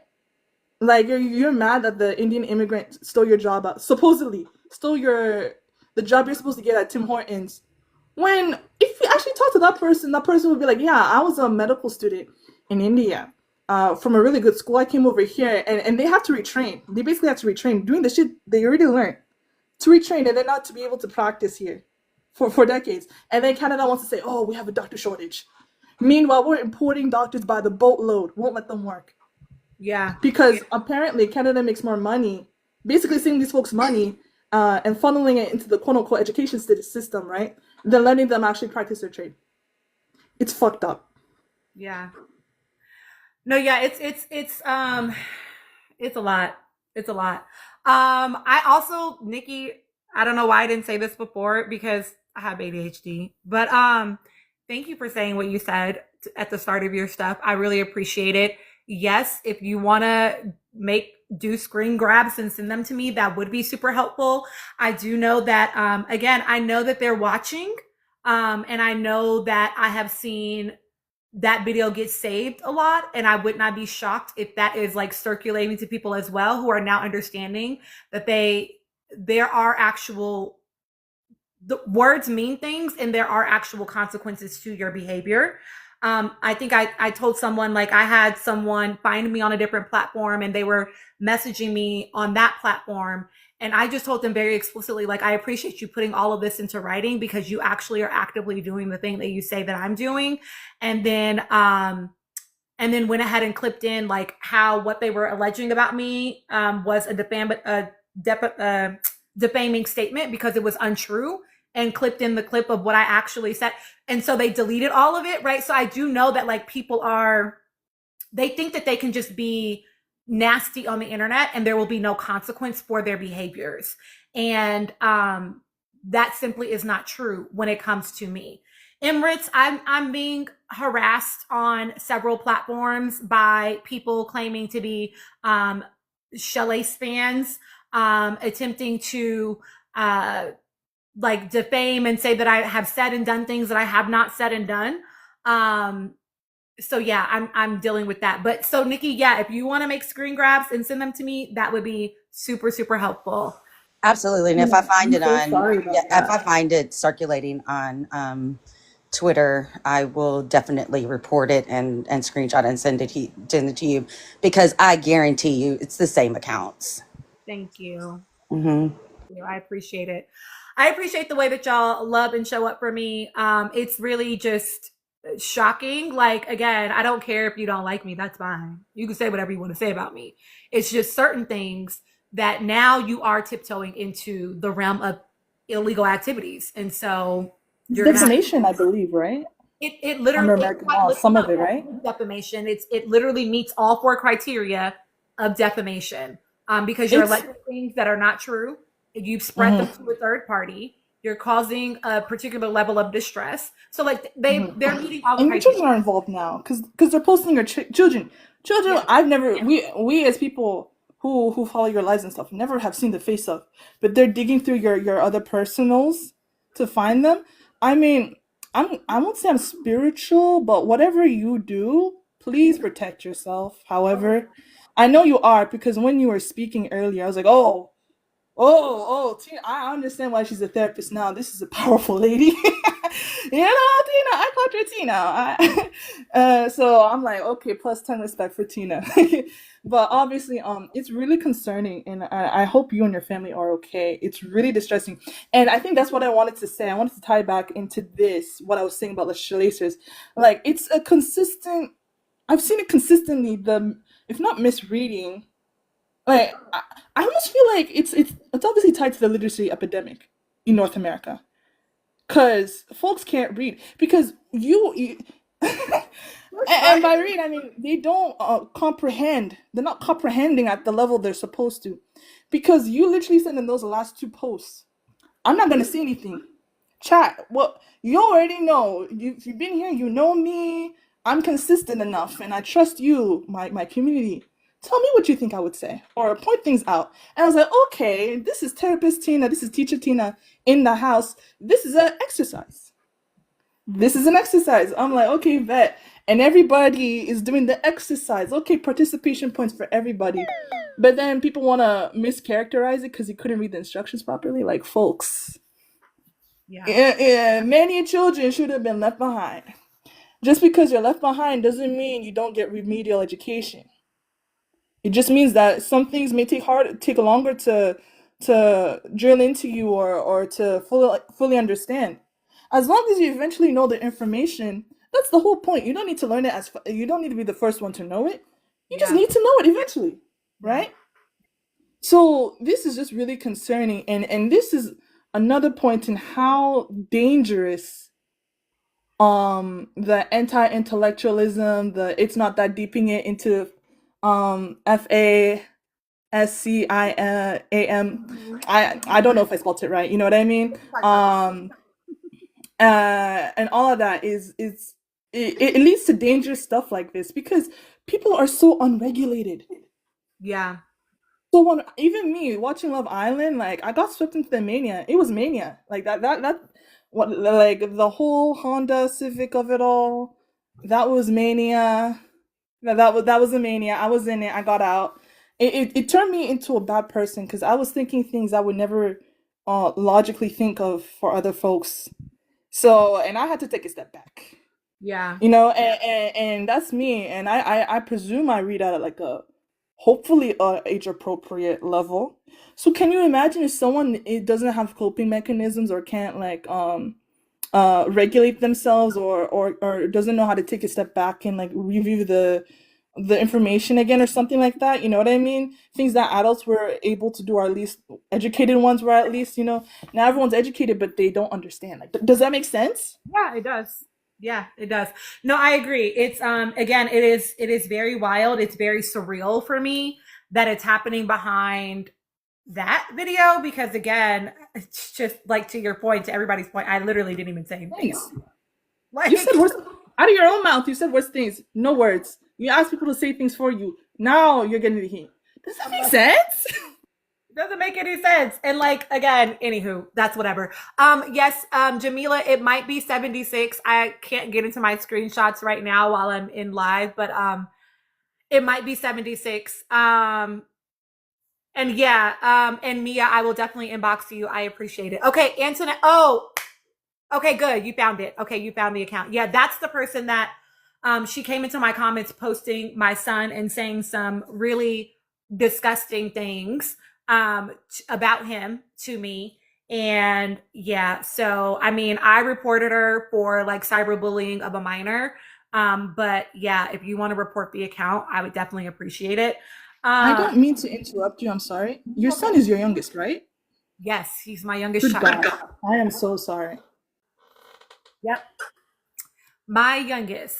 So I appreciate it. And then I wanted to say, I know that like y'all hear me say all the time, right? Like, I do think that there are some very glaring things about Alan. And thank you, y'all. And I do always like to say he's 23, right? So I would have a different assessment if he were 26 or 27. I wanna give it the space of like, he's 23 and we'll see what happens, Is there another light skinned TikToker who may look similar to you but is a Shelley span? I asked because I'm gonna wait for you to finish the rest of the comment. Soapy R, it was some person on TikTok. I don't know who they are because she blocked me. Then I see you, so confused. I don't know. I don't know. Maybe. No, Shelly is 27 and 28. I'm talking about Alan explicitly.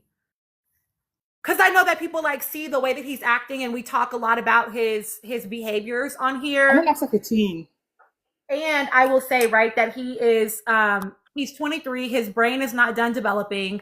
And so I would want to see what happens in a couple of years. In a few years, that's when I'll be a little bit more confused. Oh, so there is someone that looks like me. Then I'll be a little bit more There oh, is a lady who looks like you, kind of.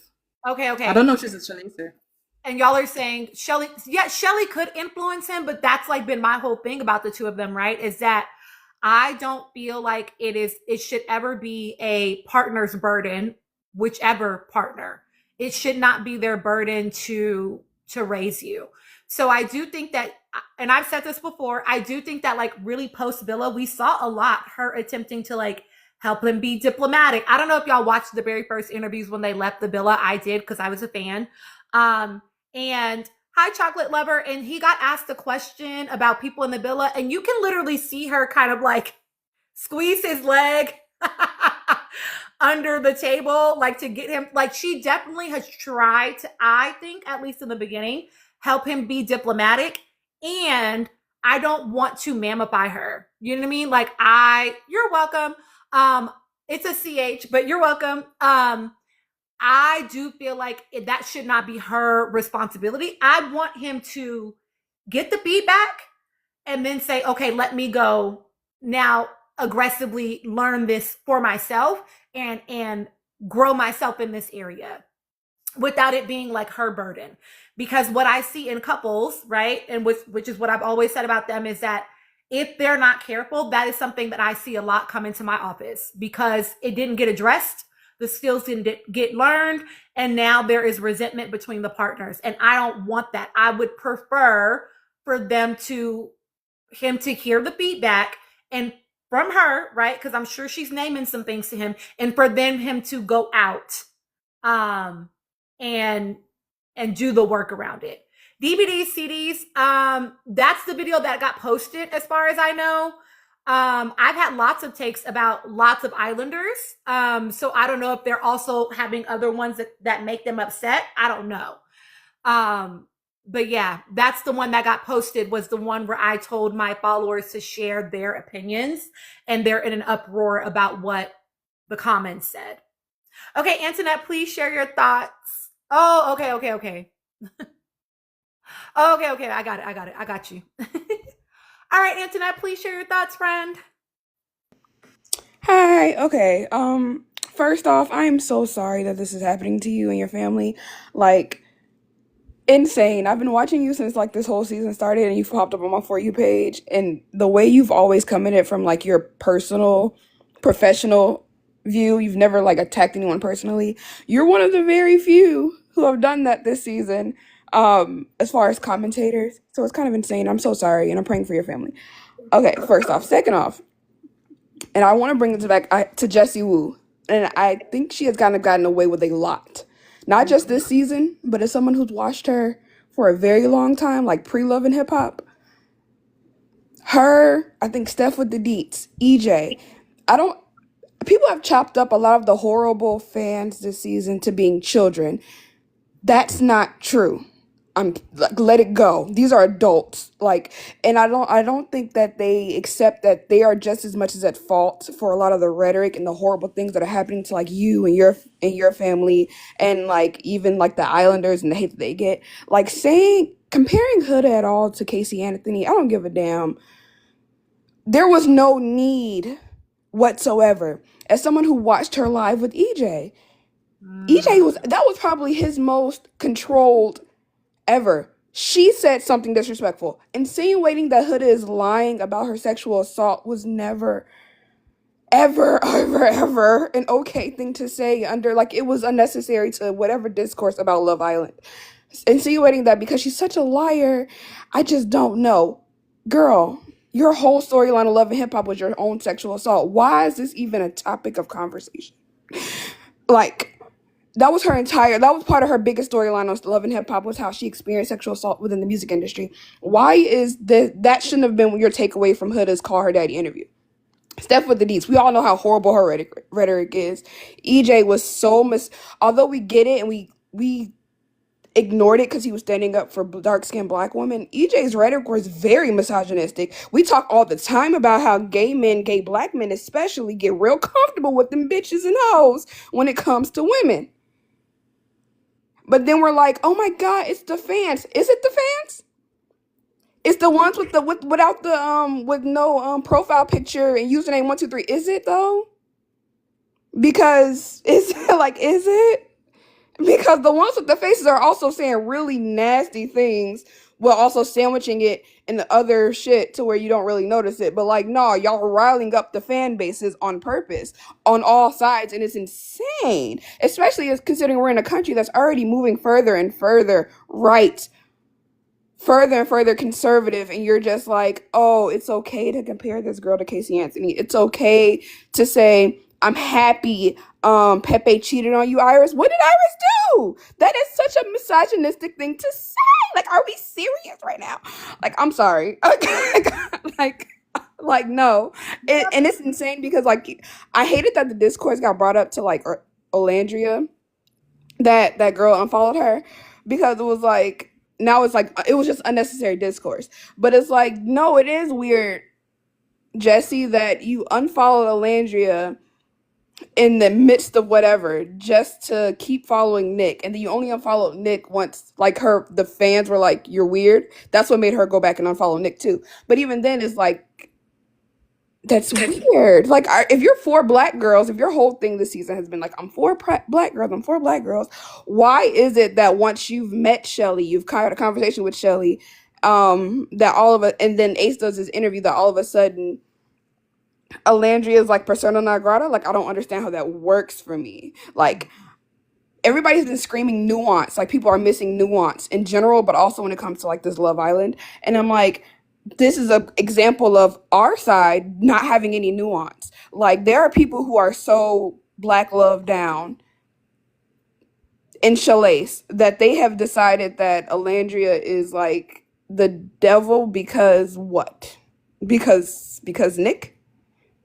It gets scary out here. Like, some of the things that I have seen in, like, Chalet's community are actually terrifying. And it is funny because it's like, people talk about how Leah's core fan base from season 6, how they just changed for Huda and became way worse, because evil doesn't disappear, it just changes and morphs into something else way worse in Huda HQ's case. But it's like, I feel like the same thing kind of happened. I feel like there are a group of, like, black love down fans who, once Ace's interview came out, turned into I hate Nicolandria off GP, like, just because that white man's in the picture, as in, like, it's giving, if they ever broke up and she just dated a black man, all of a sudden Alandria would be just fine.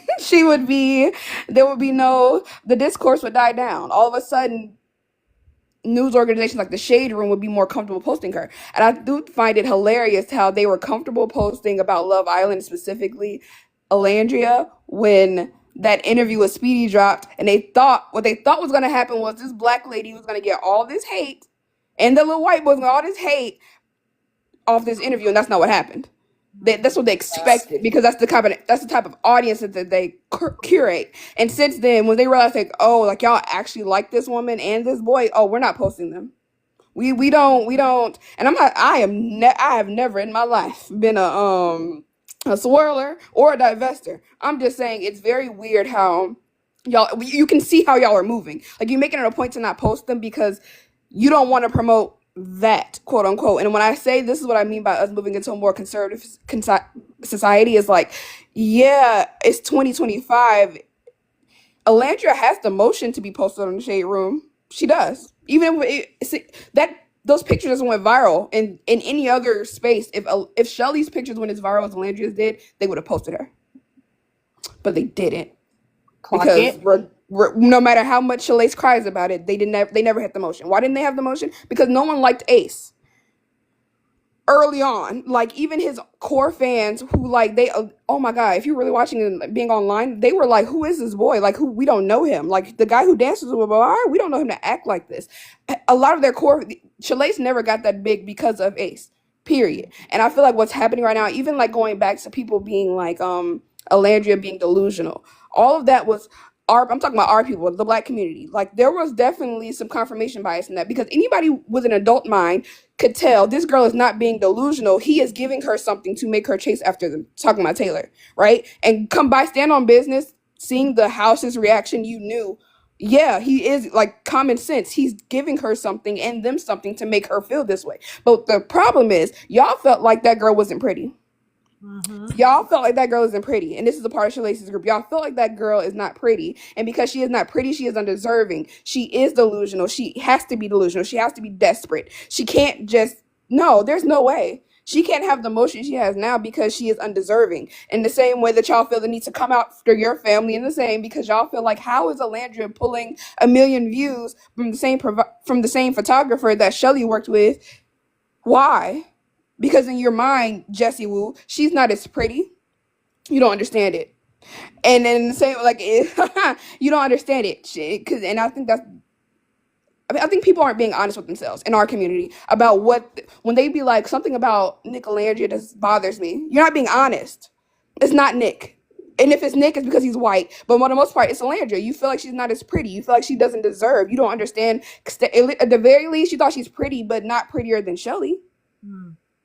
Jessie, in that group of our people, like, you feel like she's undeserving. And I feel like a lot of us need to come to terms with that and work on that, as opposed to hopping online and being like, oh no, it's fake, he's gonna leave her for some random white girl. Not one person Nick has dated has looked like not one. But because she doesn't look like them either, she's the outlier. It's like, no, we need to start being honest about the fact that as a society, we don't. I remember when that tweet went viral, like, we can tell when Africans, like actual Africans, aren't African American because we don't look alike. One, you're a lie. Two, Not often. you feel like you don't look like them. You feel like you are prettier than them. You feel like we look better than them. There is an other, and Alandria has very African features. She does, like, baby girl, even her name. Like, if she never opened her mouth, you would think that she was from West Africa somewhere, because those are her features. She's beautiful, so but those are her Yoruba features. coded.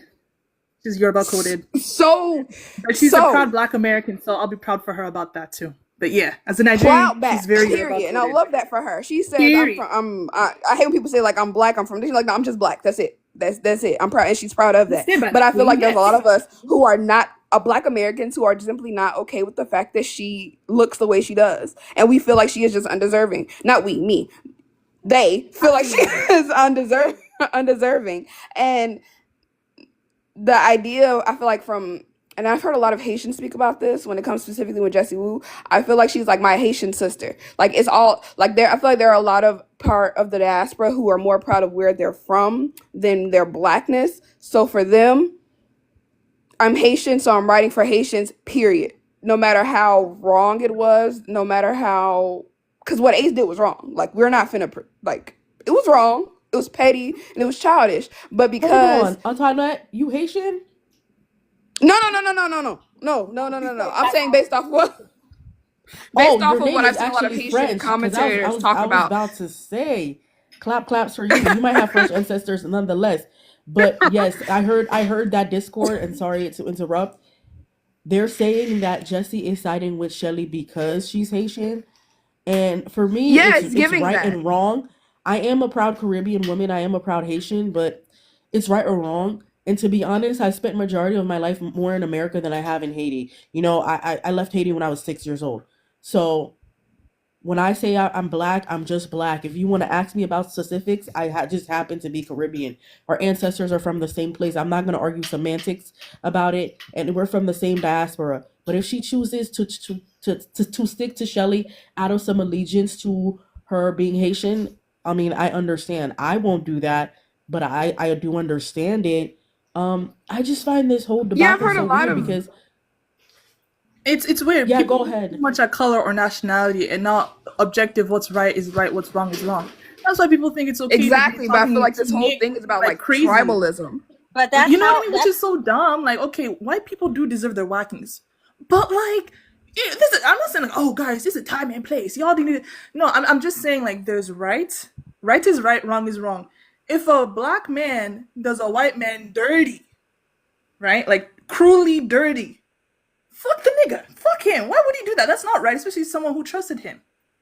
It kind of But reminds I me feel of like that's also a this one byproduct of guy, just this us one being actor more guy. conservative He as a had this white culture. girlfriend and he like beat her, and then like he was tried or not tried. There was a big kerfuffle about it. And I think was there a court case about it? I forget his name. The one who was doing the boxing movies or whatever.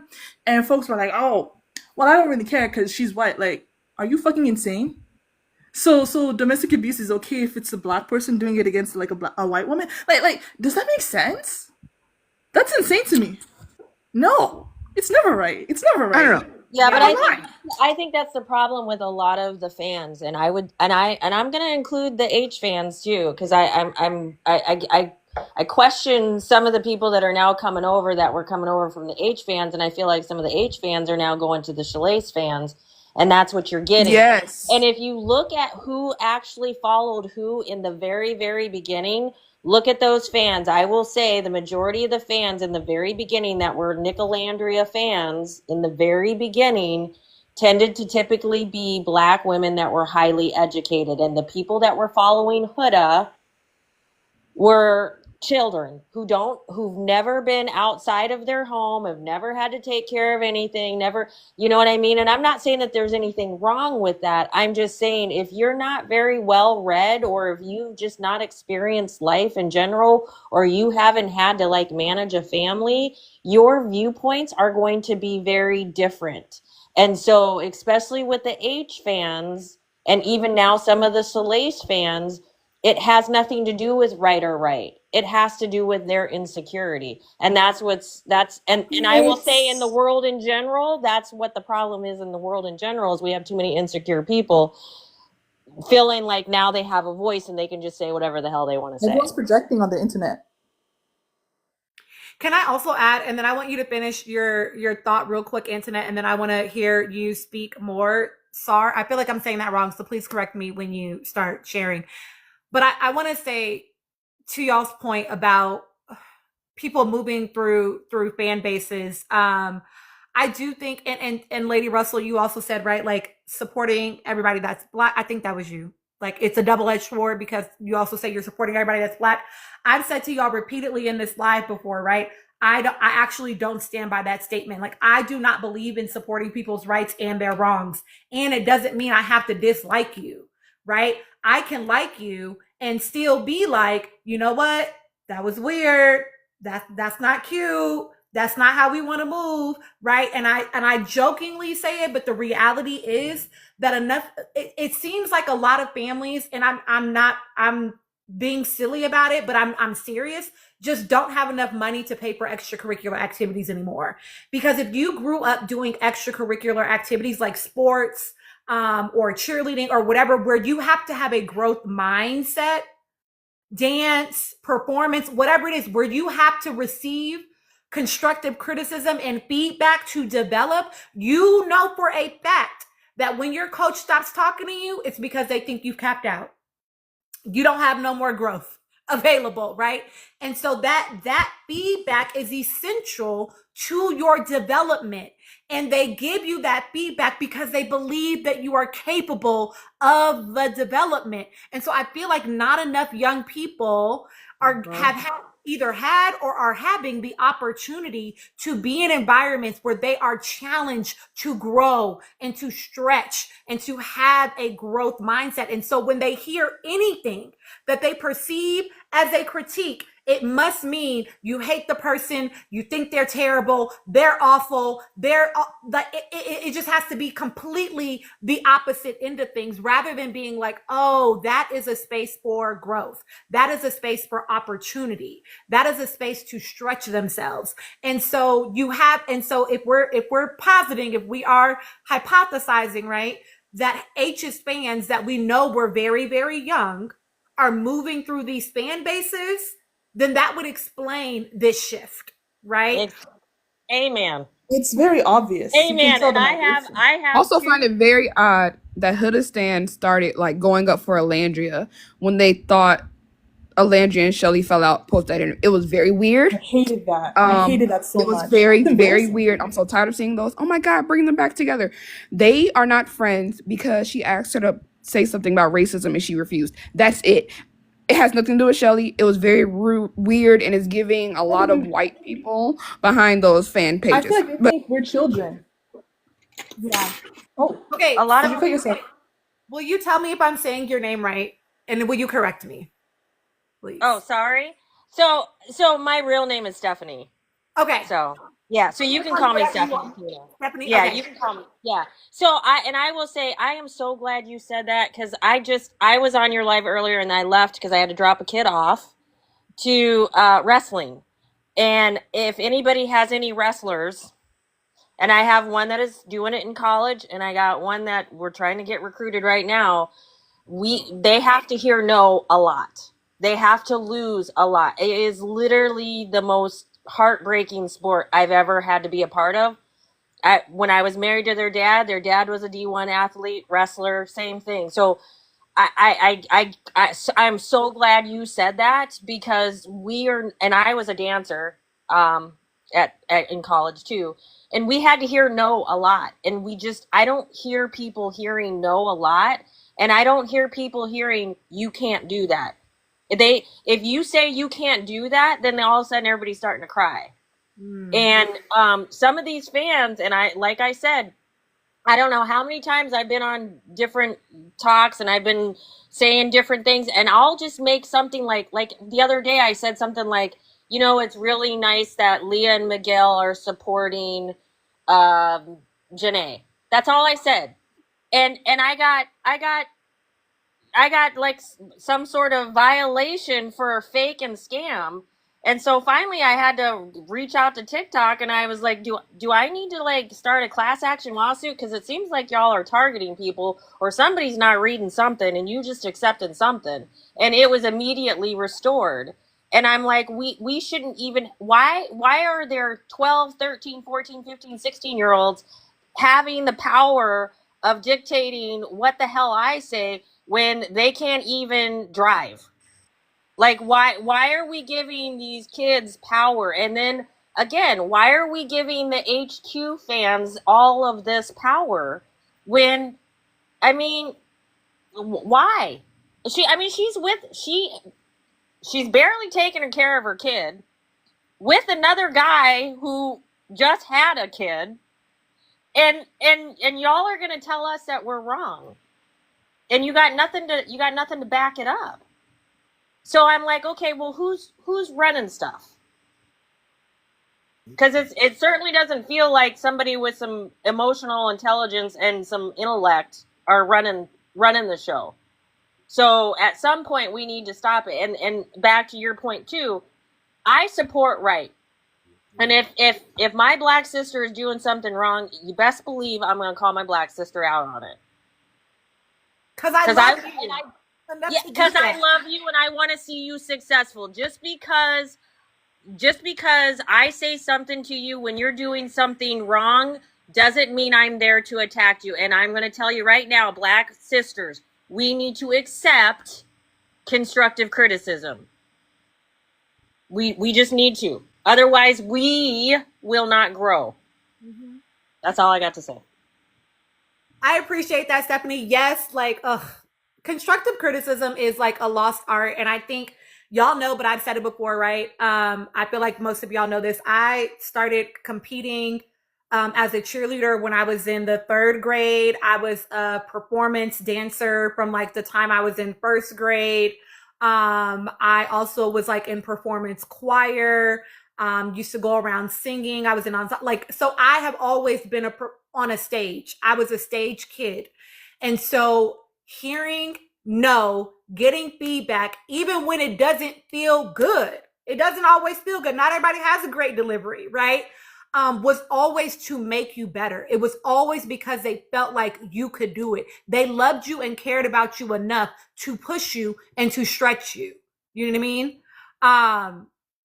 D, I hear that. I actually was going to comment about that. Respectfully, why are we commenting on her parenting? How do you know she's choosing not to post her? I'll say this, and I've said this. I don't typically talk about Honda Civic, but I will say this. I've said this pretty openly when I have talked about her. That listen, dance teachers don't play, baby. Okay, okay. But I have said this pretty publicly. Yes, you already know, Lo, that like I have no idea anything about that girl's. Tina, are dance teachers similar to these dance shows that I watch? They seem to be I don't know how to say this, the verbally abusive archetype. Yes. And the French ones are even Yes worse. and no. Yes, it depends on where you are, but I mean, I'll be 56 in I don't know 3 Like in weeks. ballet, like if you And guys it was seen Bunheads ballet. or any shows like They that. can be And it was abusive sometimes, yeah. it was ballet, and my first ballet teacher was Russian, and she used to get on me about the things that I can't change. Like, I have a booty. I'm sorry, I'm black. Not everybody Yeah. can look like this waif Russian ballerina. So when women like me started seeing people like Misty Copeland, I mean, we were. It was mind blowing to be able to see somebody that looked like us. We had the Harlem Dance Theater come and teach a master class for me and my team in the 8th grade, and the ballerina, the male ballerina, he was the worst with the black girls. Then there were only 3 of us. Yeah. He was the worst to us. So I mean, yeah, they're that bad. Now there are some that are great, but they are that bad. I will say yes, you are correct. There are. I want to finish my comment real quick about Houdini. But my dad even told my dad went to Catholic school, and one of the experiences that they used to have at Catholic school was they would make the black girls stand up against the walls, and then they would be reprimanded because they couldn't get their backs flat against the wall because they had butts, right? And so this shaming and so it exists all across all arenas. So like, yes, I believe that like depending on who your teacher is, you get certain type of feedback, right? It's not always kind and constructive and gentle criticism, right? Back to Honda Civic though. I will say that I agree. I don't talk about her parenting on my platform. I don't talk about her really at all on my platform. I haven't talked about her since like the reunion. When that Rolling Stone article came out, I think it might be the last time I said something about her. But I will say too, right? I don't talk about her parenting because I have no idea.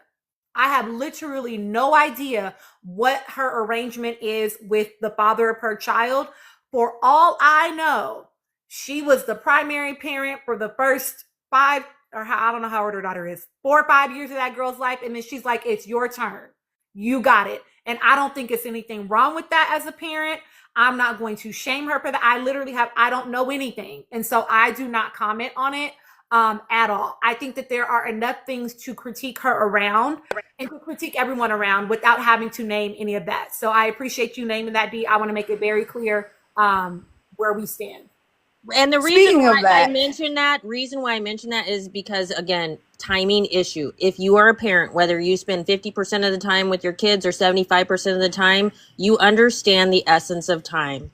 And when Orlandria and Shelley both said this stuff is happening and my face is on George Floyd's, she should understand how to deal with time, and she should have addressed it from the get-go. That's my only point as far as Huda being a parent. I don't care if she wants to go and have a relationship. I hope she does, because I do think single women have to forego some of those things. I am to a single mom right now because my son's father has passed away. Kids' fathers have passed away. So I understand how hard it is to try to balance. You're still a woman. I still get it. She's still a beautiful woman, and she should. But she needs to also understand that timing is of essence. And a lot of this stuff could have been squashed 2 days outside of the villa.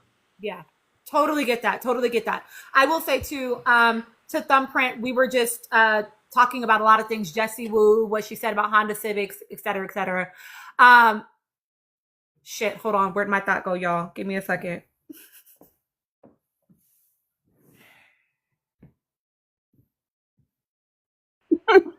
She said she was a liar. I don't know All where right. it went. Damn it. Well, Wasn't it race loyalty? Wasn't like loyalty to Alright. race or something? I don't Y'all. remember either.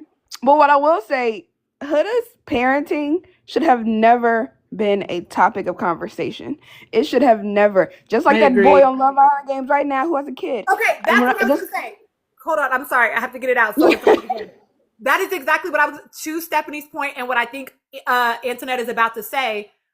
It does change when you are the single mother, right? Because Johnny got on that show and said, oh, nothing has changed for me dating wise. Well, yeah, obviously not, because you're not having the burden of being the primary parent, which is not typically true for the mother, right? So that's why I don't give her any flack about whatever's happening with her and baby's dad. Like, he seems totally fine with the arrangement. So do your thing. As long as she's well cared for, that's literally all that matters. Okay, sorry, Antoinette. Thank you for saying it, because then it brought it back to my head. Go ahead.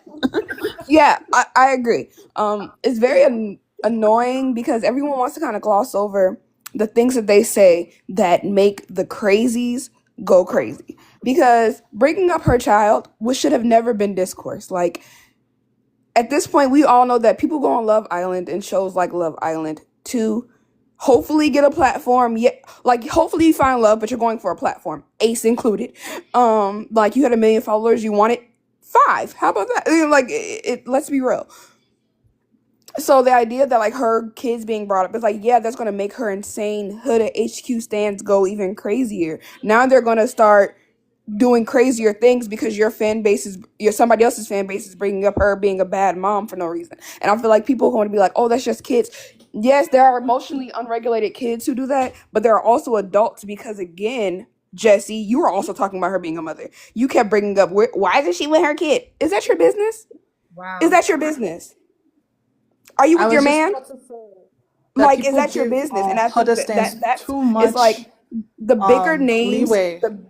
Hold on, P. Like Hold the on. big- Antoinette, finish.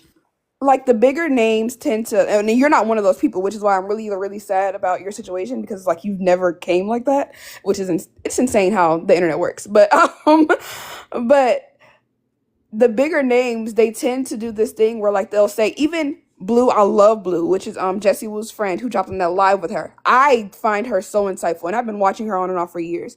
I actually enjoy her a lot more than I enjoy Jessie. But I feel like even when it came to Sierra, there was no reason for her to say the C slur. Yes, okay, so post Sierra's dumping, we know she was dumped for saying the I slur about Asians, right? Mm-hmm. Blue made it a point. Her and her friend were on that live. They made it a point to say it twice. Now, she says she said it to, I guess, prove some of a point, but I was like, it was so unnecessary. Like, I don't think people think sometimes. Like, like you get so caught up in, like, being right, defending your faith, etc., that, like, yeah, like you just said it too. So what is it? What people don't understand is, like, Blue, people view you as someone who is not quite a stan, but a fan of Alandria, Shelly, etc. So you saying the C slur, what does that mean to her, to the Psycho fans? Oh, if you follow Blue, you're co-signing what Sierra, the slur that she said, that Sierra also said. Like, to Huda fans, it was, oh, Shelly, you're saying hanging out with Sierra, so you must be okay with racist. Like, I don't think people think like like what there was no use in you saying the slur too, outside of to make the fan bases go crazier, because on the Huda HQ side, you're a defender of Shelly and Alandria, and you're saying a slur. So that means that the racism gets amped up. We get to turn up the racism, a little bit. Now you get to be racist, so we get to be racist. Like, now everybody gets to be racist. Like, I don't think the fans this season even stop to think about that. Like, it's like, oh, it's just all kids. I'm sure there are children in there, but like, there's been so many documentaries. Hell, there's the documentary right now about that crazy mother who was her child's bully.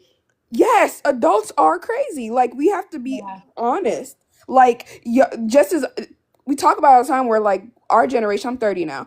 My generation is fine. Like, the generation is really like getting into therapy and trying to fix their problems. But like, there are generations of adults out here who are emotionally unregulated. Yeah. who have access to the internet as well, who also feel like they are right. It's funny because there's like a subgroup of like Nicolandrians, who they call the Nicolandria aunties on TikTok, Yeah. who say some insane things sometimes. Like I'll be like, I don't be in any of the fan spaces, so that is blowing me. I'm sorry. yes, and it was funny because that I think one page Miss Commentary, she like blew up because she said Nicolandrians are treating her crazy, and they were like, no, no, it's you're lying, it's not us. I'm just like, we can pretend, but there are people who are going crazy because again, there's rhetoric going around that starts small and that starts at like big face having creators. The Jessie Wu saying comments like, "Where's Huda and her kid? Where's Huda?" Comparing her to Casey Anthony. It's like, okay, that trickles down to those that trickles down to the Nicolandrian, those smaller creators, those faceless creators saying slick shit, nasty things under other people's posts, and no one wants to like accept it, take responsibility for it, apologize for it, and then let that trickle down. They just want to be like, oh no, it's just a bunch of unregulated kids. It was like, it's not though. Like it was funny because people were like, oh, when school starts, the discourse will stop. Did it stop? Yeah, Did but it we stop? got to be very careful about Did it Miss stop? Commentary because I don't know. I'm a little. Oh no! I have Yeah. my issues with Miss Commentary. Yeah, I okay, noticed. thank you. She has issues. She's Yes, also she a does. very unregulated adult Yes. because she's adult. She's I feel for her. I do. yeah, I feel for her, but she also was like, she was in a live, but I want to say that I am two others come here cream people, and she was just like, you say something nasty to me, I'm gonna say nothing. She went like, it would get really weird really quickly, but it's like she's also an adult, and these are the adults who are behind these accounts who are like being just as nasty and vitriolic as what you think, because in your mind you're just like, no, there's no way an adult would say this. It's like, no, these are adults. Like these are I'm these glad are that Kiki said, "Look at Tina absorbing the tea befuddle," because I am, y'all. I'm like, it's happening on the internet. Like, Hold Yes, on, Antoinette. Did you Tina, see these Jesse's people crash are out on that live? these adults are insane. These adults are just as insane as the children.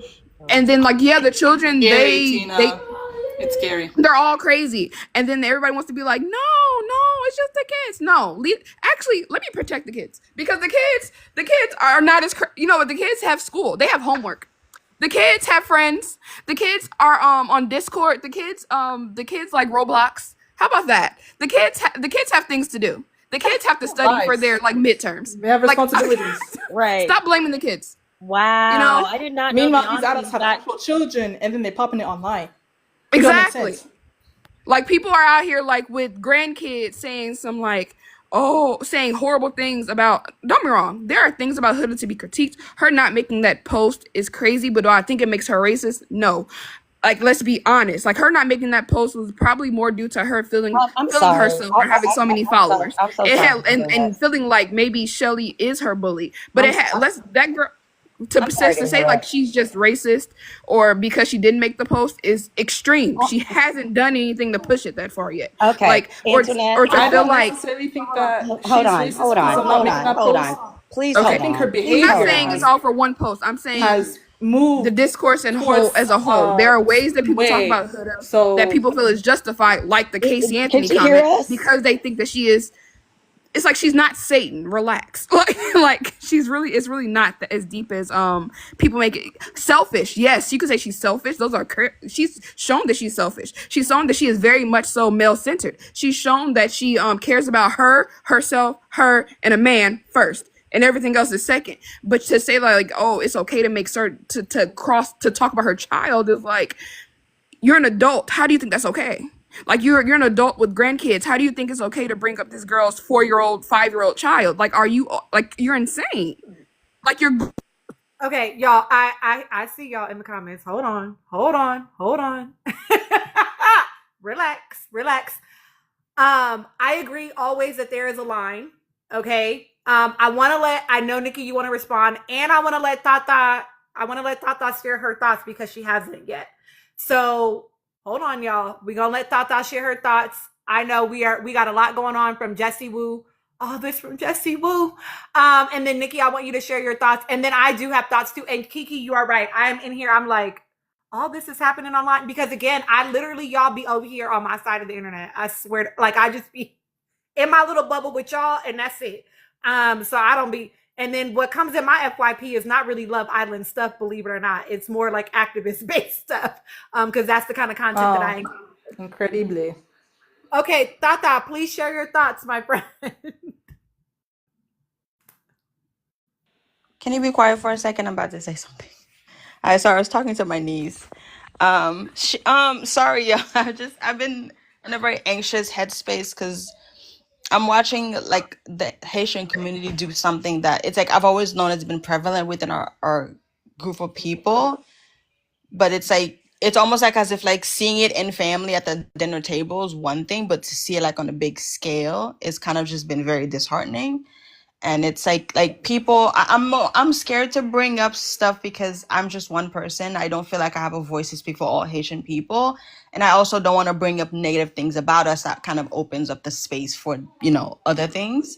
But I just feel like there is this issue with the like for us Haitians, whether you're born here or born in Haiti, we have this sense of like a pride in our roots, but we don't really have to identify with being Black because where we're from, everybody looks like us, right?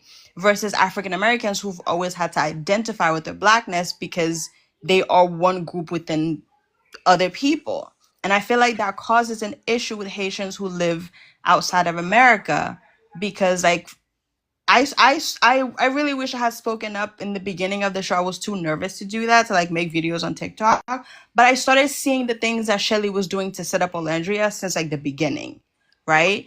And I saw the pattern that she was laying out, and it became very evident for me when she did the After Sun interview with Ace, and she picked Amaya and Brian, right?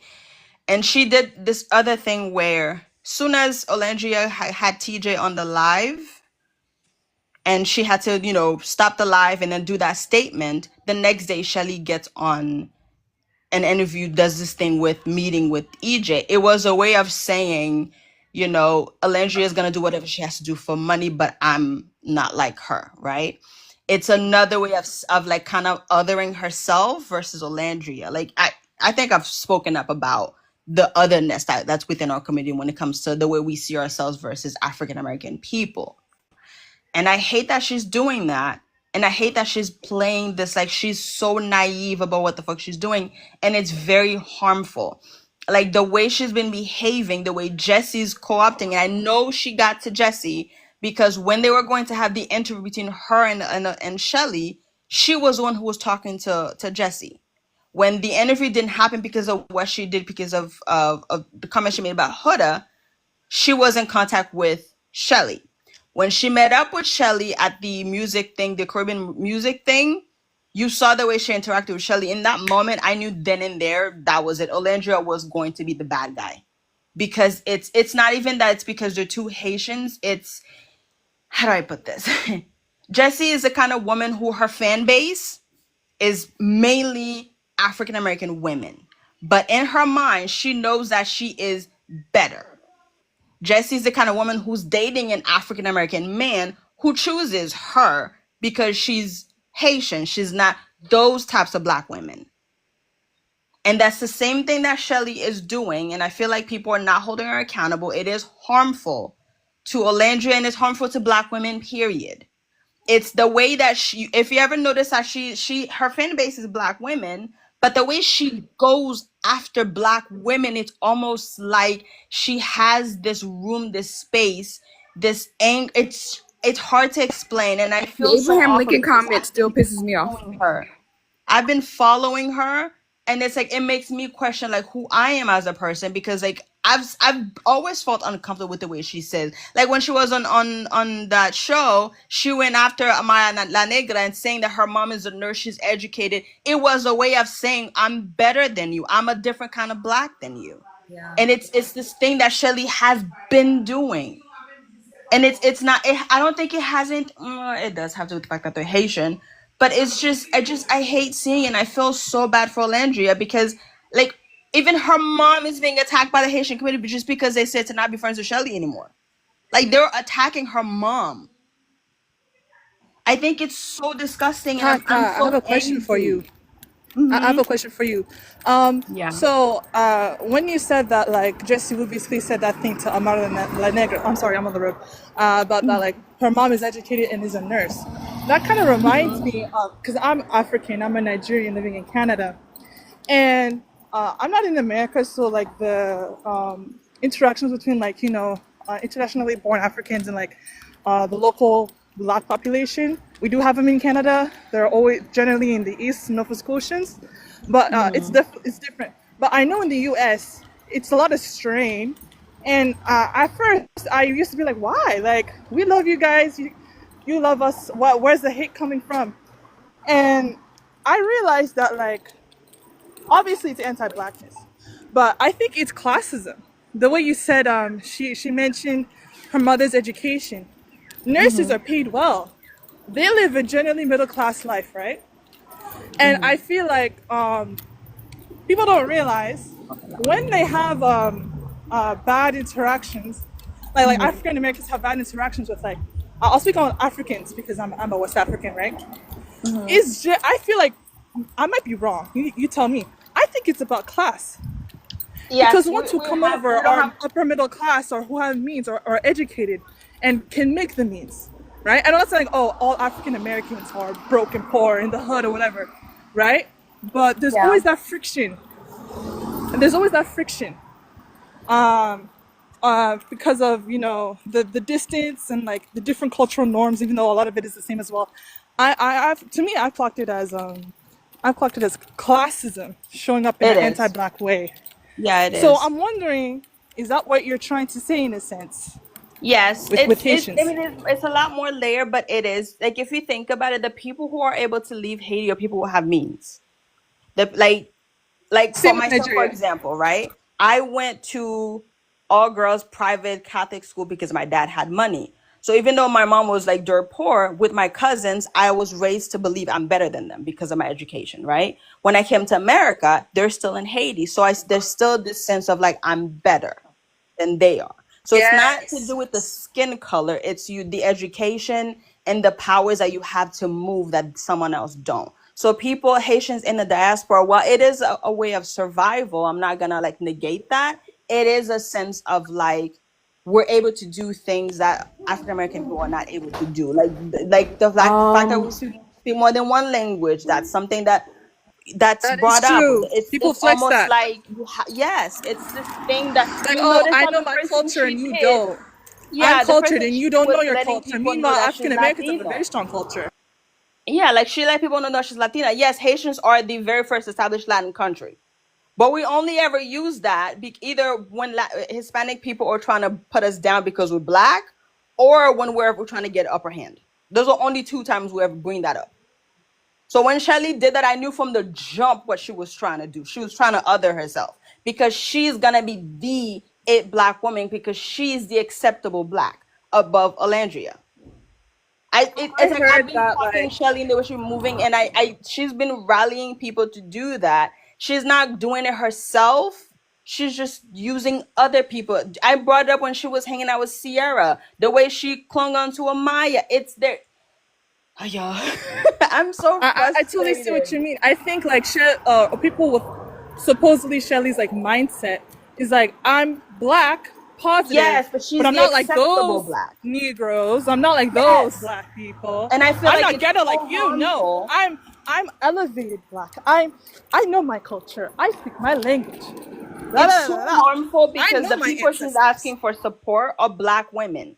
The people who are you asking if you partner with someone for us to give you all hard-earned money are black women. But at the same time, you're showing us and telling us that you are levels above. It's just there's something about it I don't like, and I'm at the point where like I didn't fuck with her because she moved funny. Now I'm just like, you're not a good person. You're not even safe for our community the way you've been moving. That's a good I word, don't Viva. like it. Or Viva. That's a good word. I wouldn't go that Self-exoticism. far. Can I I? wouldn't go that I far. want to jump in and add some thoughts, y'all. Hold on. I want to add some thoughts to a couple of things that were said. So, y'all know that I struggle, right, with and I see you, Ann, and Jamila. I know you want to come up, and Nikki, I know you want to respond to. I struggle with making, and this is my clinician brain, I struggle with making like absolutist statements, right? That feels challenging for me to say this is definitively the whole story and all the truth about the person, right? I get that, you know, what you're saying, right, is that there is this othering that happens. I think that this happens a lot of times in general, right? No matter whether it's like I just told you I was watching the other black girl on Disney Plus. I was watching the other black girl, and I will say that like it is not unusual even amongst African Americans, right, to want to be the one, to want to be the good black person, right, in the room, or the favored black person in the space. That is an extremely common experience. I will say, and I'm only saying this because this is my live, right? Y'all know that you can get on my panel and pretty much say anything, but I am always going to also offer my perspective. I will say that I struggle with saying that I've noticed that about Michelle. I am African American. That's so funny that you asked me that, only because one of the Chalet's fans said that I couldn't understand because I wasn't black, and I was like, babe, I got 2 black parents, 4 black grandparents, 8 black grandparents. Like I'm blackity black. I'm just light skinned. Anywho. So I will struggle. I will say that I struggle to feel like I've noticed that about Michelle in particular. Like I don't know that I've seen anything that makes me feel like she's attempting to like other herself in that way. And I'm always going to be fair. I want to be honest about the whole EJ thing when it came to Michelle. He had already paid for that meet and greet. He had already paid for that meet and greet. It just happened to fall in the timeline that it did. I don't feel like that's evidence of Michelle saying, ain't got what accent, I'm from LA. I will say that like, oh wait, what are you saying? What doesn't even make sense? Tell me what accent you're talking about. But I will say, so like that meet and greet was already paid for. That did not feel strategic to me. It just felt like that's the way the timeline shook out. A lot of people think that blackness has a particular look. I think that this has to do with like geography. Again, y'all know that I grew up in Los Angeles. It is not unusual for people to be lighter skinned than me with green eyes and have 2 black parents. That is not unusual. So I don't get it. I feel like it's a geographical thing. So I want to say that that like to me, I don't know what that means. I think that maybe you're kind of thinking that black people are monolithic, and we are not. We are all going to sound a little bit different, behave a little bit differently, because we are very diverse, even in all being black. Yeah, so to me, I don't feel like I have any evidence. So I just like to, I want to be clear, because this is my live, right? I'm not from the South. I'm from Los Angeles. So I just want to be exactly. I just want to be clear that like I don't feel like I have any evidence of that, and I respect, you know, where my live viewers are, and that you bring in experiences that I don't know and that I can't relate to, right? I don't have anything around that to say whether or not that is happening, because culturally we're from different cultural backgrounds, right? I also want to say this about Honda Civic. I want to be very, very clear that y'all don't the fingerprint person that's in here, y'all, they be liking to be messy. But I let them be in here because they do fun mess. So like, don't be on them too much. They gonna be saying crazy shit, but they keep it, they be all right. Don't mind them too much is what I'm getting at. I will say too about Honda Civic. Honda Civic, for me, whether she is racist or not, right, has dabbled in anti-blackness, right? And I think it's unfair to look at her actions and to say that that's simply not true.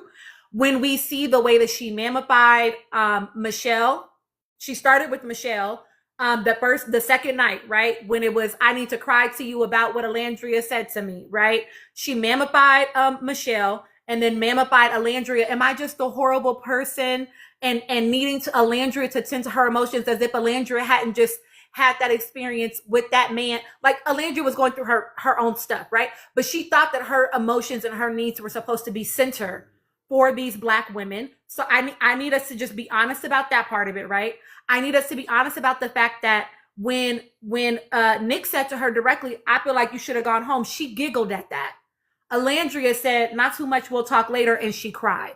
And I need us to understand the way that she weaponized tears to make them seem as though they were the villain, right? I need us to be honest about the fact that her choosing not to say anything to her fan base that is literally fueled, they run on their gasoline, their fuel is anti-Blackness, right? And so for the fact that she did not feel like that was something to check, the fact that she allowed herself to be propped up by a fan base that would do that, at the very least, she dabbles in anti-Blackness. At the very least, she is okay with it existing for the sake of her notoriety. And that is something to be questioned. That is something to be side-eyed. That is something to not be okay with, right? And and I know Fingerprint Person is like, but she cried about Iris, and she went off on Amaya, and she went off on Iris, but she didn't really go off on them, right? I love y'all too. She never cried for the men. Just saying. Right. So also men-centered, right? Man-centered. But she said what she said to Iris, but that was about her trying to, yes, tear down Iris, but also tear down Jeremiah, a Black man, right? Right? And when she said what she said about Amaya, she said that to the other girls, not to Amaya, right? The most that she said to Iris was, bitch, stop it, thank you, and laughed about it, right? She was all that big ass energy, she didn't have that for them directly, right? She went to her mammies, her fucking counselors in the villa, and talked about it to them. Another way that she utilized and siphoned the energy of those Black women in that villa. And so I do think we have to, and I know that Antoinette, you're like, you can agree with these things, so I know that you get it, right? But she went to them to siphon their energy and to use them as a space to land with all of her emotional turmoil, right? We saw her for 40 days and 40 nights up underneath Alandria and Taylor after what was going on with her and Jeremiah, right? So I just want us to be honest about that, because here's the thing. I have a much smaller platform than she does, right? But if I ever were to see people in my name, in defense of me, saying certain things to people, there are just certain things I don't play about. We don't do that. We don't do ableism. We don't do homophobia. We don't do transphobia. We don't do fatphobia. We don't do racism. We don't do xenophobia. We don't do none of that shit. And so I would absolutely say something, because that is not okay. And you can defend me without doing that, right? And it was as simple as her saying that, but she is highly aware. She is highly aware that if she were to say that, she would have lost a big chunk of her fan base. And so to her, it was more important to maintain the fan base than it was to do the right thing. And if someone, like somebody else said it in here, right? If someone is okay with anti-Black racism being the thing that props them up, you are aligning with that bad behavior. Period, full stop. And I tell y'all all the time, this is important. This is important. This is important, because it's not just about Honda Civic, right? You're going to experience these type of people in your regular life that will ask you to just go along to get along, right? They will ask you to just suck it up because it makes them uncomfortable for you to say something about the thing that is bad or that is wrong or that should not be happening. If someone is silent in the face of your oppression or your abuse, they have sided with your oppressor and your abuser. Period. Full stop. Because if they are not doing anything to actively push back against it and to challenge it, they are okay with the status quo, which is your oppression and your abuse. Do y'all understand that? Yeah, it's like saying omission is not lying. It's still lying. Silence is still silence. I mean, it's wrong. So I need y'all to, so we can say that there are lines. Absolutely. I agree with that. There are certain things that we just, it's inappropriate. You don't need to talk about it. You don't need to talk about it. Okay. That is not our business. Okay. And we have to be able to, y'all know that in this live, I'm always going to stretch you. We have to be able to do nuance. We have to be able to stretch around, okay, yes, we can say this, and we can also acknowledge that, right? Both of these things can be true at the same time, right? And she did ignore explicitly. So someone is asking, oh, you're asking about Alandria. No, not that I know of, Nikisha, but we do know, right? Because we all watched the reunion, that Alandria explicitly said before they even fucking left Fiji, she said, girl, they have photoshopped my face onto this unalived man's body with your face on the unaliver's body. And Honda Civic said, I'm going to make a post. This is not okay. I don't want this happening. I'm going to say something.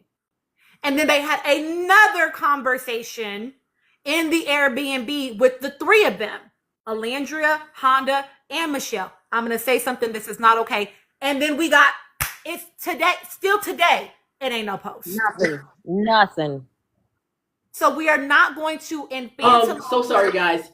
And you know what the worst part was? Honda made a post, I believe it was post reunion, and it was like her back in the backless dress. And to taunt them, to further make things worse, she said, I don't have time, something along those lines. So Exactly. Really sick. what That was she really said sick. at the reunion, was she didn't have time, like she was very busy or whatever. And so then she posted a picture of herself post reunion with that same caption of what she said about how she was too busy to make the post. And then her manager made a post where somebody was like, oh, I'm sure her manager's a black woman. I'm sure she told her to pay those girls dust. And the manager made a video with it, and Honda Civic is laughing in the comments. So we're going to absolutely, there are lines. Don't talk about that woman's child. Absolutely acknowledge how you have fueled the hate toward people while you're asking those fan bases to also stop the hate. Absolutely. I am here for that 100%. And we're not going to infantilize her. We're not going to act like she is not aware and does not know. We are going to hold her accountable as the adult that she is, as the public. And the way that we hold her accountable is by saying we're not going to pretend that it's not happening, right? We don't know her in her regular life to actually hold her accountable in any other ways, and choosing to not be followers and choosing to not engage with the content that she's doing, right? That's the way that we hold her accountable. But we're not going to rewrite history about her. Okay, those are the two things I need. Blockatina. I 100% agree with that. I understand it. 100%. Thank you. I get it. Me too. My only question becomes, Sierra, is this the whole she is? Shelly, by being pictured with her, is this the whole of who you is? And I'm not saying it to you. I'm saying it to the fan bases who take that and run with it. It's like, are we making... Let's talk about it. Nick's that horrible hashtag Chinese post. It's like, I feel like this is why I don't want to I would never infantilize Huda or any, honestly, they are all grown. But like Nick, your team has made it a point to never, you and your team made it a point to never address that post. No, like, quick, hey, I don't stand by this, I was a kid, or whatever the issue was. Like, none of them have. Even Shelly, the most you talked about what Sierra did was like, she's going through a lot, and she just made a mistake, but we're still friends. Like, you never really addressed what she did, and it's just like Huda did all of that. But what I don't like is the fact that, like, we've taken all the things that Huda did, some creators, and have taken that as, well, that gives me leeway to speak to her in a certain type of way. Right. But then we're gonna act shocked when, like, people come at Shelly's fans, I'm looking at you. You're shocked when people are coming at her type of way, when it's like, y'all have made it okay. Like, a lot of these creators have made it okay to come in certain ways that are beyond lines. So it's not shocking when her insane fan base comes in those same ways. Like I feel like, and people are like, it's just kids. No, these are adults having adult conversations and crossing lines. EJ is also an adult, and I don't agree. EJ, he paid for that meet and greet. He was gonna meet them regardless. I don't think that Shelly was doing it as like aha. It was just like, you paid for it. I'm gonna hug you because I met you. And also I hate that people are infantilizing Alandria, being like, oh, she just listens to her fans. She doesn't have a mind of her own. I was like, no, these are grown people who are making choices. But like, to say that the choices they're making are the sum of them as a whole is not fair. Because in reality, none of us are the soul of our choices. One. And two, we also don't all have crazy fan bases waiting for the other person's fave to say something to mess them up, to like attack them like on a regular day-to-day basis. So it's like the way that it's like it becomes okay sometimes. It's Can I ask okay a if it's your question, fave. Antoinette? Yes. When you say that this, like Hot that topic, go someone's ahead. actions doesn't add up to who they are, how many actions does add up to who they are though? At what point do we like, okay, now it does become who you are? Like, I don't follow Shelly anymore, but I don't think that she thinks that she's better than Black Americans as a whole. That's not the vibe I get. As I a just Haitian generally feel person, I that she can tell thinks you that right she's now, maybe yes, she does prettier than Alandria 100%. and that she deserves more in that sense. Like pretty girl syndrome. You know, you think that you're the prettiest. And that's how she even moved in the villa, was like, these guys chase after me, I don't chase after them. Like, she always moved like, I'm the pretty girl in the room. Dark skin, whatever. Like, I'm the pretty girl in the room. And I feel like that's how she moves. I don't think she moves in the sense of like she thinks that she's just better, whole stop better than like Black Americans as a whole, or even whole stop better than Alandria. She may think she's prettier than Alandria. She may think that her relationship is more real than Alandria, thus her feeling like she deserves more than Alandria. But I don't think that she as a whole thinks that she's just better than her and Black Americans as a whole. Like, I feel like that's not fair. That's how Love Island works. Everybody's pretty, so when they get there, they're not used to people being prettier than them. So I kind of see what you're doing. I see what you're saying, Antoinette, because that's a whole purpose of Love Island. Okay, hold Sierra thinks she's prettier than Alandria, which is why their relationship was fake. on. Okay, hold on, y'all. Hold on. Okay, listen, I see y'all in the comments, okay? And I hear you, Antoinette. Here's the thing. Number one, y'all know that I'm not here for like everybody has to stand on their own, right? You need to stand on your own 10 toes, right? What am I saying? Last time I checked, I got 10 toes and I'm standing on all of them, or whatever the fuck the line was. Y'all know what I'm talking about, okay? Everybody got to stand on their own, okay? So critique for Honda Civic doesn't mean that you can't also critique Michelle, doesn't mean that you can't also critique Nick. To be fair, I've critiqued all three of them. Okay, because for me, Wrong is wrong. well, for some, exactly. For me, wrong is wrong.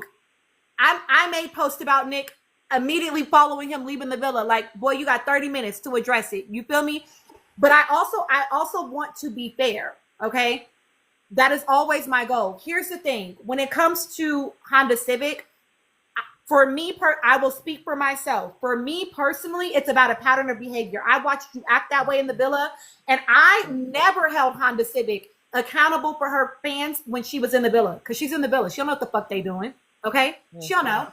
But when she came out of that villa, and it continued and got worse, and then we found out that she was supposed to, then it's like, okay, girl, all right, girl, I'm gonna have to pack it up. Because what? It was a pattern of behavior. You were making an active choice at that To be point. clear, I'm not accusing you or like anyone I in this know, I panel. know. I'm specifically talking about fan bases. I just want to be clear for the folks in the live, right? Because I see y'all's comments. When it comes to Michelle, I don't disagree. I think again, nobody is the one experience that we see, but pattern of behavior, right? For me, it was, people will tell you when they were in my live, and you probably know because you probably were in them when it happened. When the pictures came out, I was like, y'all, I don't know, like that don't necessarily mean nothing, blah, blah, blah, blah, blah. I don't really know, blah, blah, blah. It wasn't until she went into the comments and was like, my sister or my girl, whatever she said. And I was like, oh, like you're making an active choice. And so I just chose to take a step back. Cool, do you? Because I don't rock like that. You know what I mean? And then for me, when it comes to Nicholas, y'all that are saying that's not racist, I'm gonna say at the very least, it's harmful and it's stereotypical. it's gross, right? We're not gonna pretend like that's It's not. culturally insensitive. It Yes. It can be Thank you. dangerous because it promotes an idea. Okay, Exactly. It's let's remember racist, the but orange yeah. man was just saying that And I Haitians love are it. eating cats. Like, let's not. So we're not gonna pretend like that's not true. That said, yes, I would say even a hashtag Sade, right? And the reason why is because we know words have power, right? And it was a harmful stereotype to the people on my panel's point.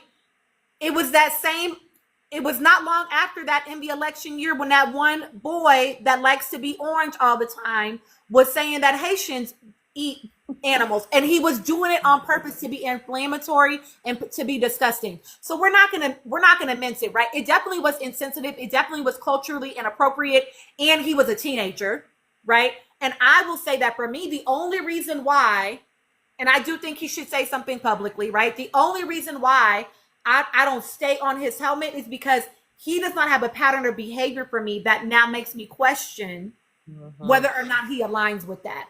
Both Michelle and Olandria came out of the villa and made it very clear to their fan bases, do not operate that way. Do not, don't be hateful in my name, spread peace and not love. Both of them made very clear statements about where they stand. And so for me, I don't have to question how you move in the world when it comes to that. No, she didn't. Right? And so for me, it's like, I need y'all to just be But it did not. She did not, right? And so I just need us to be honest about it, right? And I will say to the person that's saying he's a registered Republican, Mila, you have incorrect data. So that's all I'll say about that. But I need us to be, again, y'all know I'm always going to be the person that has to do nuance in the space. So I hear you, Antoinette, right? That it's like, I don't want to make one experience of someone be their entire identity. I don't want that to be their entire, that's all of who they are, right? And I do think that there are some patterns of behavior for some people that have definitely influenced how I'm choosing to engage with them as a human. And for me, it really just means like, I just don't engage. Like, I just don't, right? For me with Shelly, Well, the problem is the fan bases don't do that. They attack.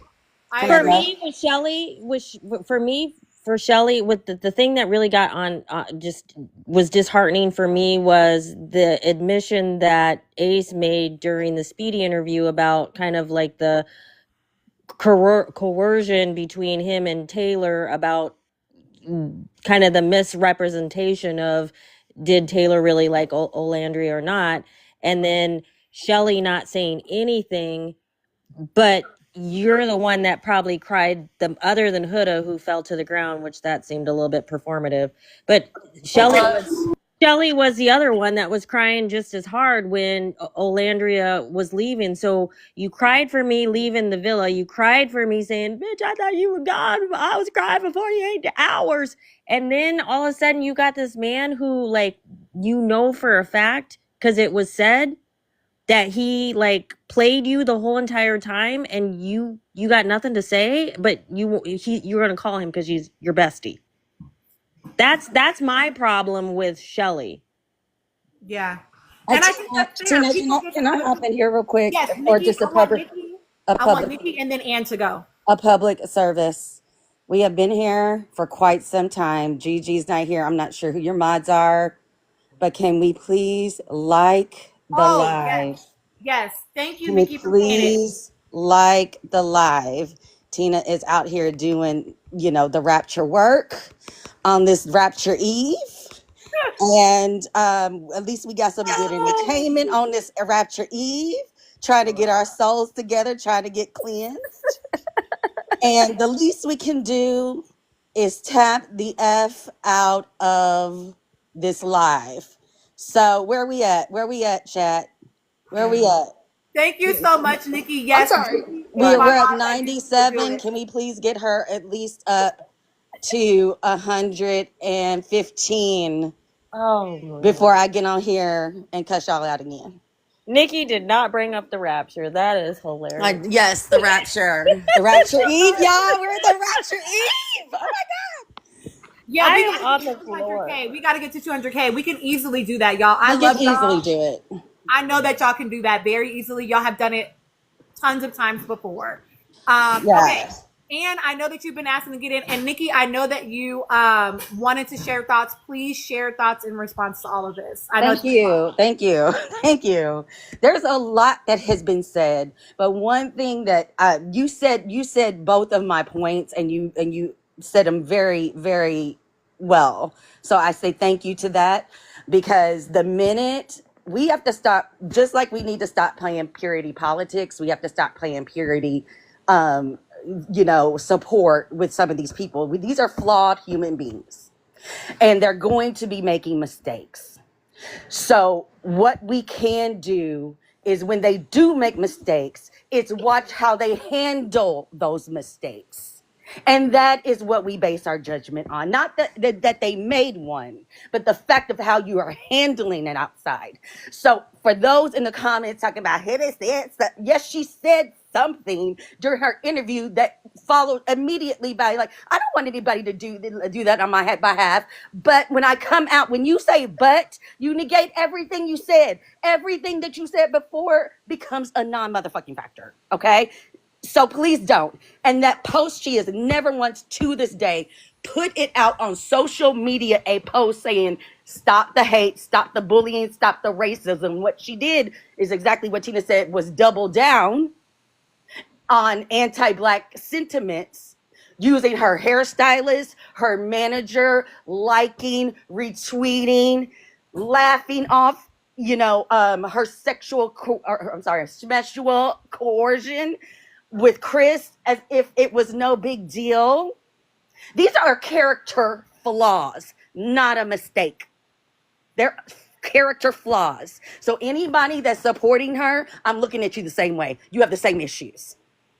Because if you're supporting somebody like that, then that's okay with you, and I need you never to be around me, period. Anybody give an excuse to that, I need you never to be around me, period. Because if you don't know where your boundaries are and what is right and wrong in a hard line for you, there's a difference between having nuance and having a boundary. And I am sick and tired of watching these lives of people conflating what should be hard boundaries, especially when it comes to the protection of your people, and claiming it being nuance. So, Tina, maybe we should have that conversation. What nuance really looks like. Lock it. Because a lot of it is excuses for people's poor behaviors. Clock it. Trying to justify people's poor behaviors. And I'm about sick of it, because I've been on many lives. And I'm also going to say this too, because this is really bothering me too. A lot of times when people have these conversations about the diaspora wars, or when people are talking about this community feels this community, a lot of them have never done community organizing like I have. A lot of them are not activists like I have and you are. So guess what? My family is from the Deep South. I grew up in the South, in the Midwest. I went to college in Los Angeles. I lived in New York for 20 years. I am very well versed geographically, how I'm seen amongst Black people in the geography of the world. And I will say this, I cannot confirm that, I would like to say, I would not like to believe that Jesse was someone that chose Shelly's side just because she's Haitian. That could be true.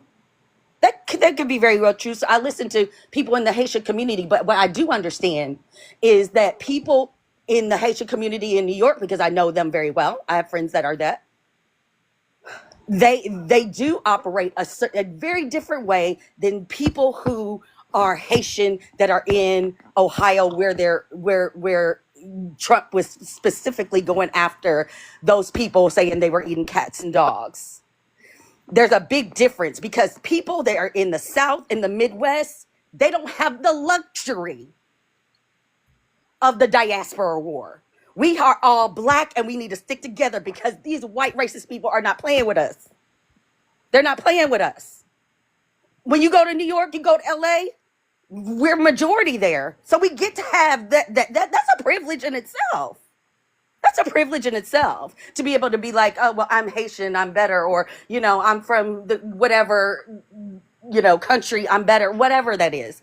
At the end of the day, we have to stop participating in it because we are living in a time where I am seeing right now that if we can't stop playing the purity politics or the purity, you know, fan bases with one another, we are really going to spiral out into a whole nother. I'm just worried about us. I'm just worried about us collectively as Black people, especially, you know, when we're seeing Black men and women disappeared, hanging from trees. You know, we don't do that. You know, we don't do that. So I am encouraging, like I try to do on you know, and on Twitter, please don't buy into the diaspora wars, because that is a very, very dangerous territory. I can give you other reasons why I feel that that Jesse, you know, kind of chose Shelly's side, and it again, it could be just the same. So I just wanted to say that, put that out there, that I just don't want us to be so divided when it comes to our Blackness, because at the end of the day, we all really need each other. We all really need each other. I personally do not like how Michelle has handled herself. I have removed myself from any of her or Alan's, you know, any of that. That's not my business. I'm focused on my faves. And when it comes to like supporting Blackness, I am not going after their bag. You hear what I'm saying?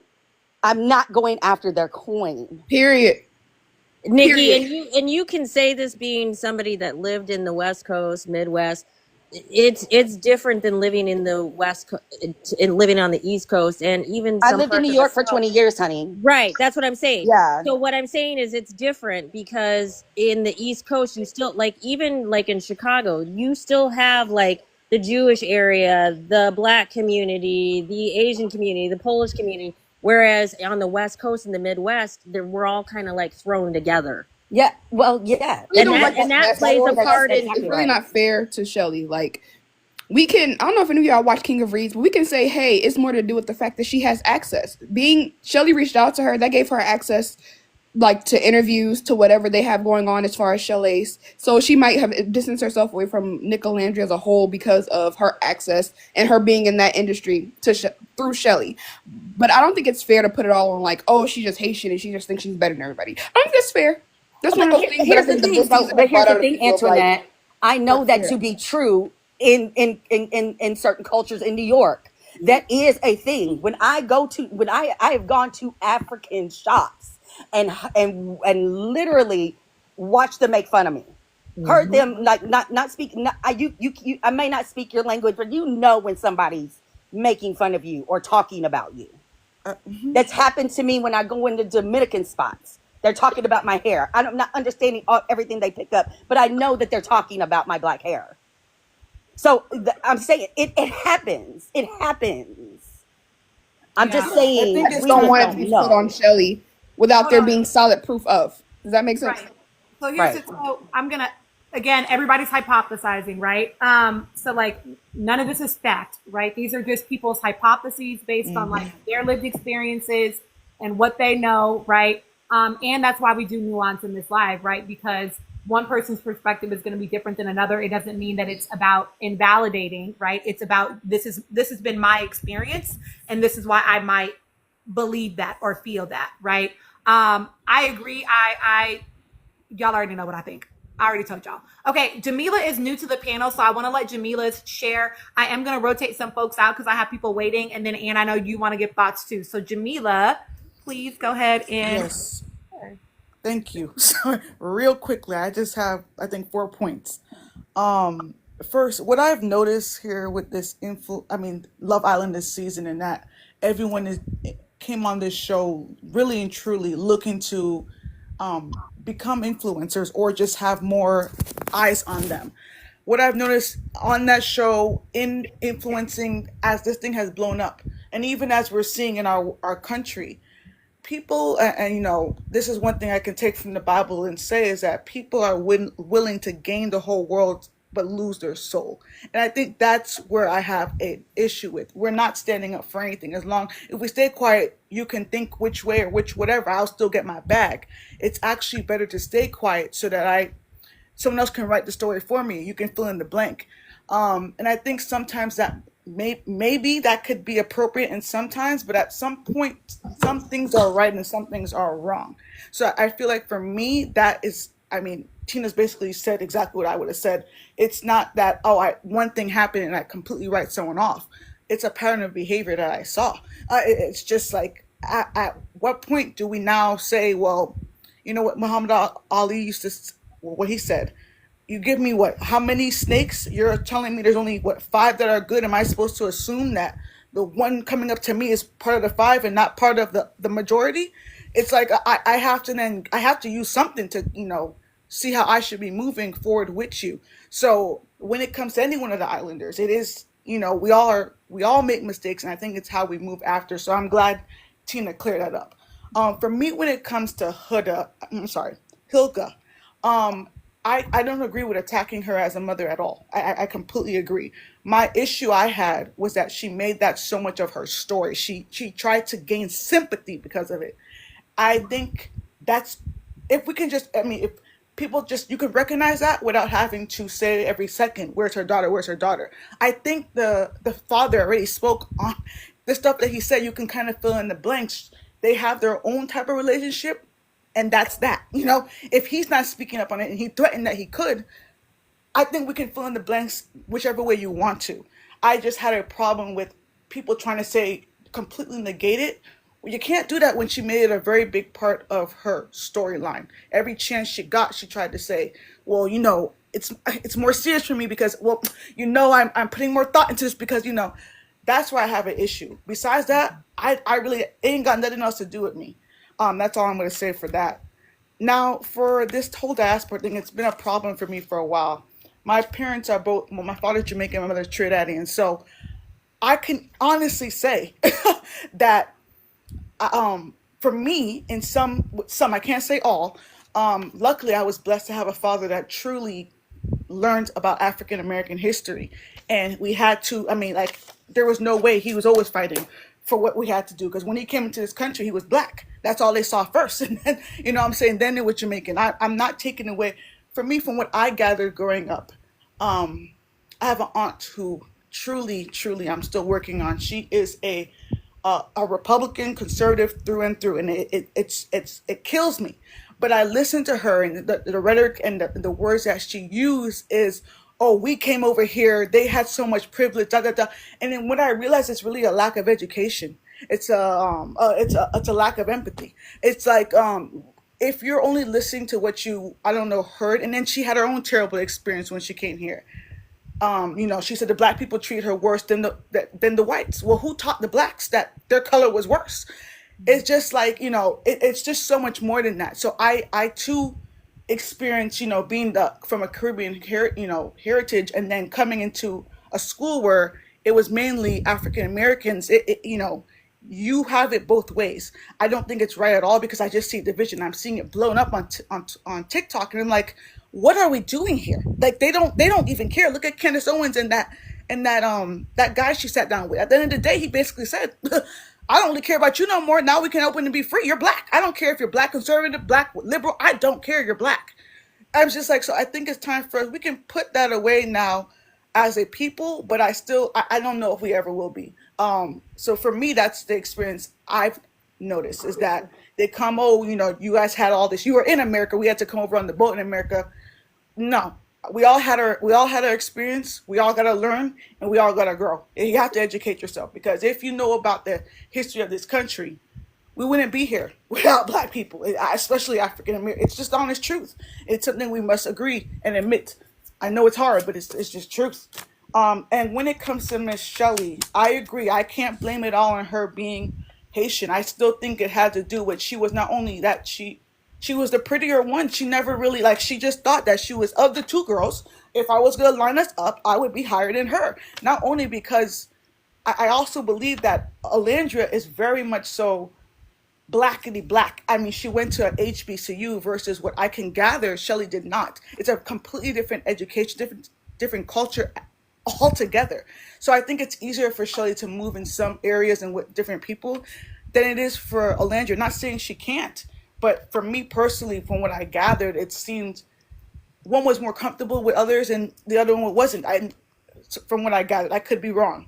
So I don't know. I also think it maybe could also play a part with not only her being from the Caribbean, but there's also texturism that happens in the Caribbean. I mean, Trinidad is half one and half Indian and half black. It's there. You know what I'm saying? So they had it on their own. I mean, it was the DR and Haiti. They have their own troubles right on that island. So I think it's a lot more complex than just saying, okay, she's this, that.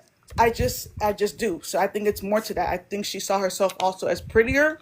She was going to be this. It was and there you go. You just put yourself higher than someone else, and that's whatever reasons you had. You just didn't think it was going to be her, truly and honestly. That's really all I had to say. I just had to get that out. So I'm done though. Adding those thoughts, I think that to your point, I do think that Alandria, and we've talked about this before, I do think she does blackness differently. Like, I think that she, Yeah. hi, Nadia, we're, girl, we all over the place, child. We was talking about I am. games. Yeah. Over here.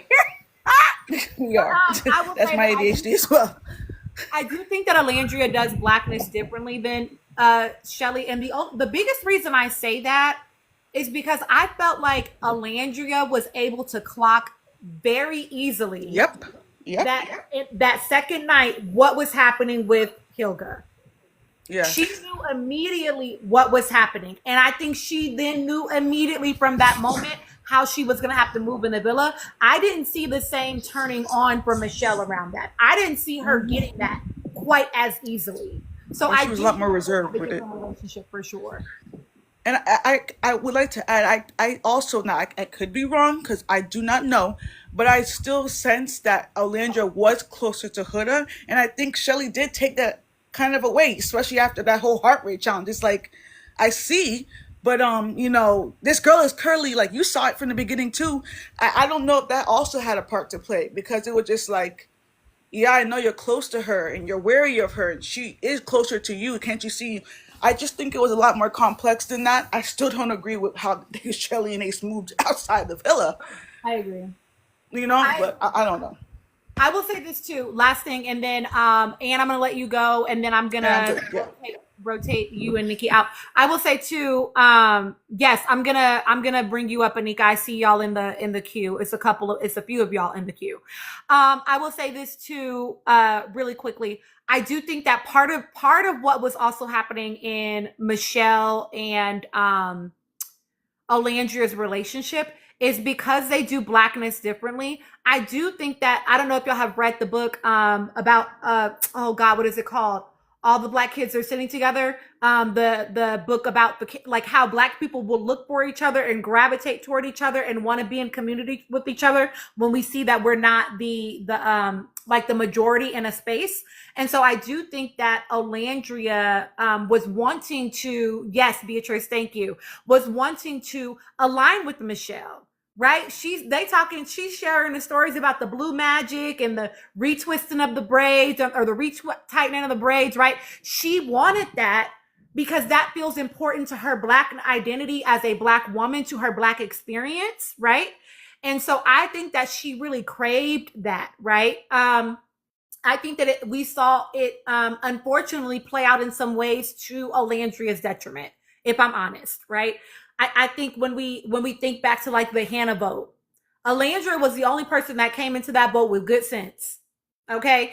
And then Michelle said, well, I don't know. And then all of a sudden Alandria was like, no, yep, that's right. Because she wanted to align with her black sister, right? She wanted to align with the person that she loved so much, that she saw as a sister. Michelle said, coming into the villa, looking at her, I didn't know if we would be that close, but then we were. That was never a question for Alandria, though. It was only a question for Michelle, right?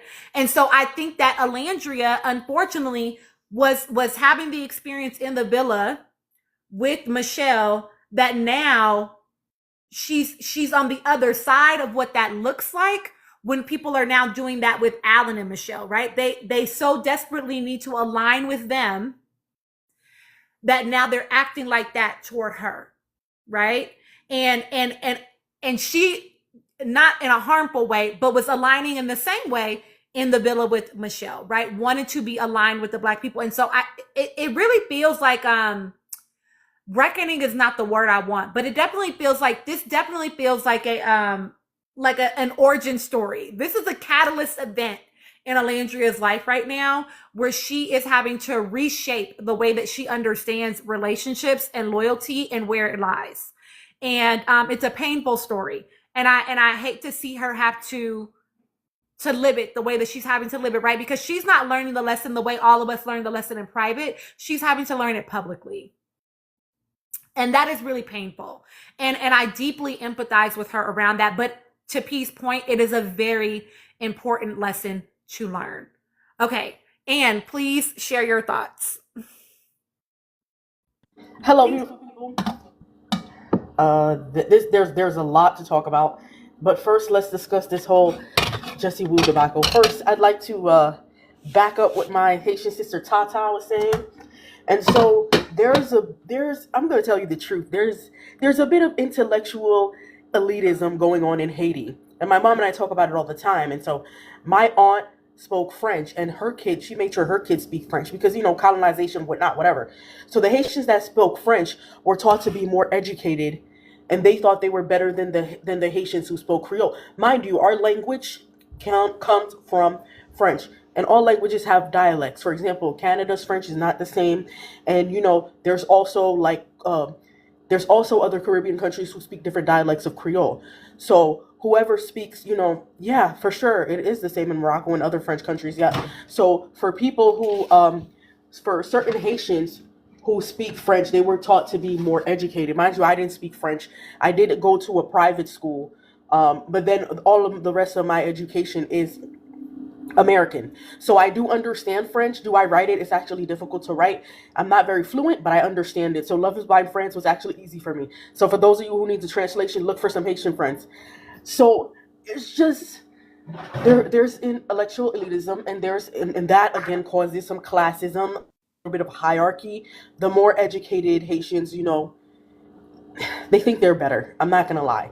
The Caribbeans, we put a lot of stock into our academics. And so one thing, when it came to growing up, I performed a lot in academia because I was performing, for the love and approval of my parents. So I completely understand where the intellectual elitism comes from. A bit of classism, and even for some, it may be colorist because my aunt was lighter skinned, and they think the closer they are to their French ancestry and their Eurocentrism, that they're better and they're more elitist. It's just a lot going on in the diaspora. In terms of Haiti shares the same island, Hispaniola, with the Dominican Republics when it was settled with by the conquistadors, right? So we are the original Afro-Latinas, but I don't always present myself even as Afro-Latina. I barely even bring it up. It's kind of like the way the people in the DR don't really talk about their blackness. I don't really talk about me being a Latino per se. It's just the way. Okay, so it comes down to the way that you're socialized. So I have a lot of Haitian pride, but I'm not gonna say that I'm not also Afro-Latina because I am. Um, and there's a lot of the Haitians that align more with their French side. They're more Eurocentric. They align more with their whiteness. Somebody did bring up Candace Owens. You're aligning more to that white part of yourself because it's a bit of pandering, and you think that aligning with that side of yourself will get you more privilege.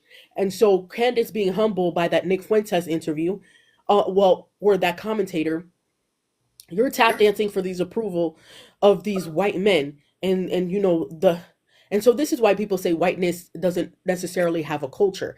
It does. There's different parts of whiteness. Like if you're Irish, and like, think about, whiteness is a race, right? But the cultures within the whiteness, it comes from the Europeans.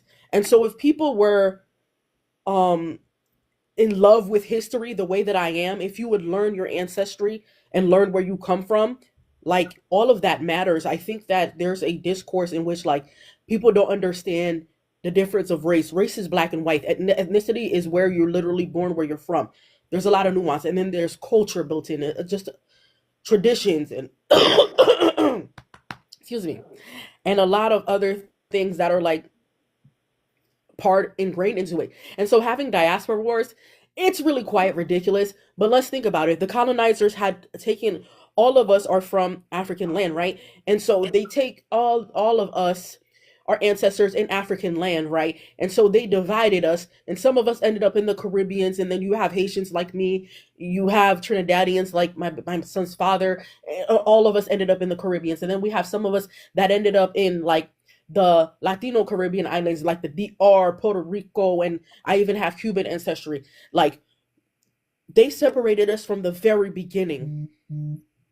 And then they introduced Christianity, which is a whole other, don't even get me started, that took us away from our blackness. A lot of this is rooted in white supremacy, and it's rooted in a lot of anti-blackness and a lot of racism.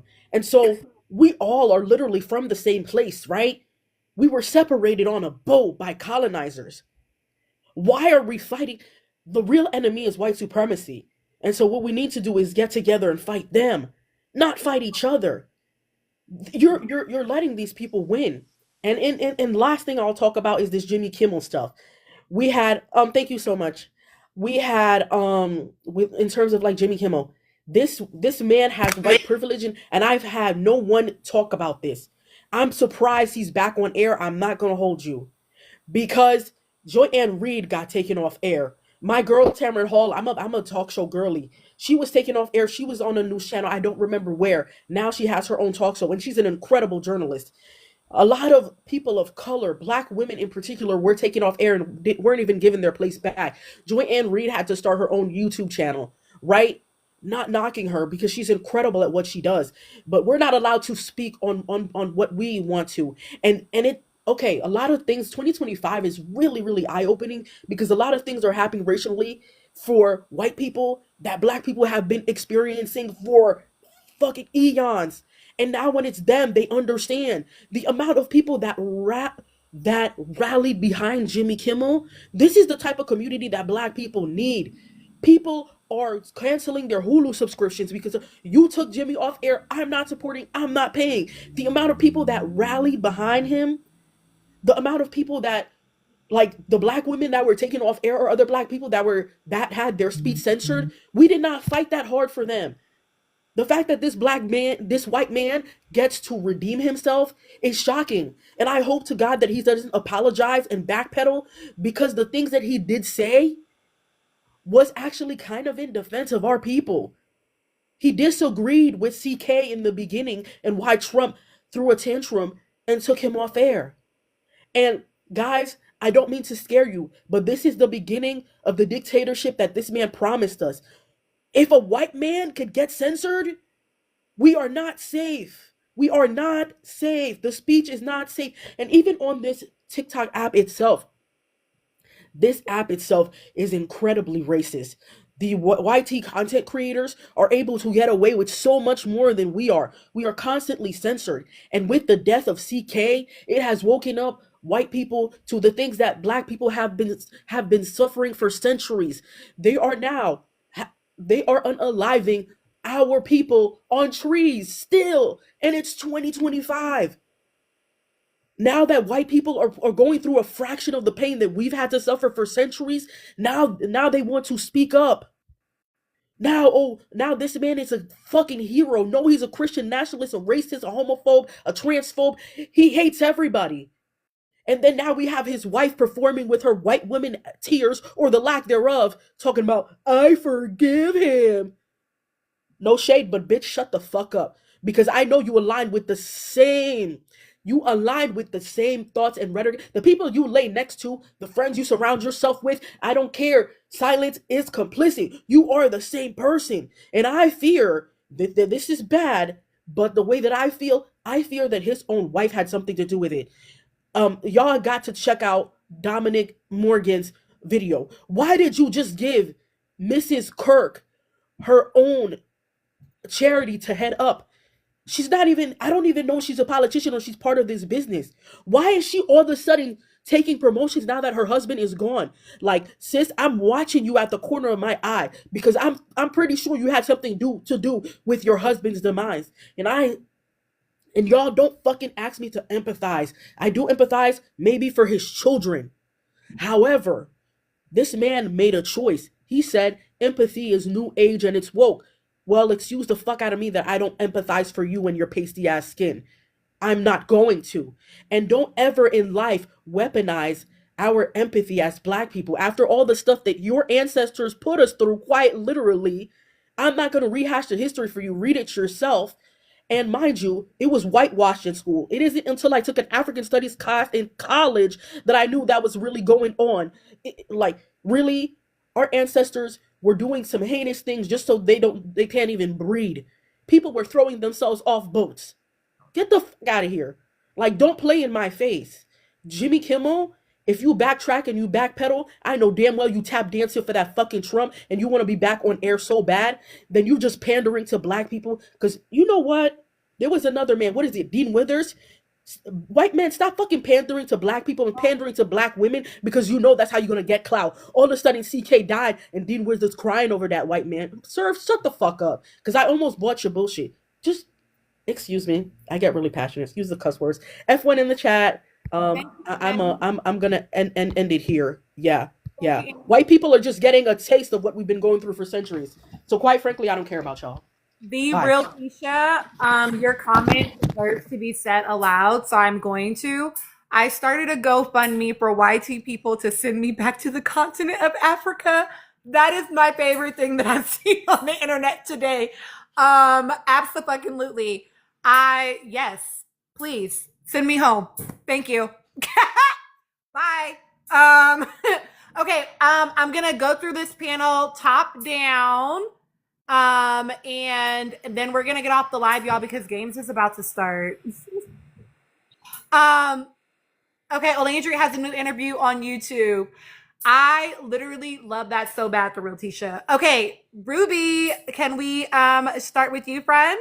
And then we'll go to you, Anika. Oh, girl, I didn't even know I was joining up here. I just love the live and I love hearing y'all discuss. I don't really have too much to say. I think I kind of agree with everybody. At least I know we just kind of did a deep dive into some stuff, and I have been like mentally just kind of like not checking out, but just taking space away from everything and just kind of doing what's best for me, just Good. because everything is a lot. But I will say, when it comes to the whole dynamic between Alandria and Shelly, I hate that dynamic is gone.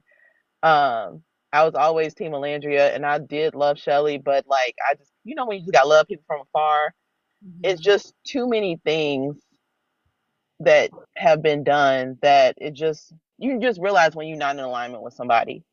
And I think that was very clear. I think someone making out the point that they do blackness different. I think you said that. I fully agree with that statement, and I truly resonate with it because I was like, I think I completely, as someone who is also, I guess you could say Afro-Latino, whatever, but raised with a black mom from Chicago, I truly resonate with Alandria and just in that blackness of you're a Black American first. And so you just move through life a little bit differently where you do support all Black people. You look for it first before you just kind of say absolutely just like doing what's best for you, which I think I hate that like she had to learn that publicly, but yeah, that's all I got. I don't really have much else to say, but I am curious because I still don't really know the full understanding of what's going on with Jessie Woo. So I'm intrigued to hear if somebody else talks about that because I still have no idea what happened with that.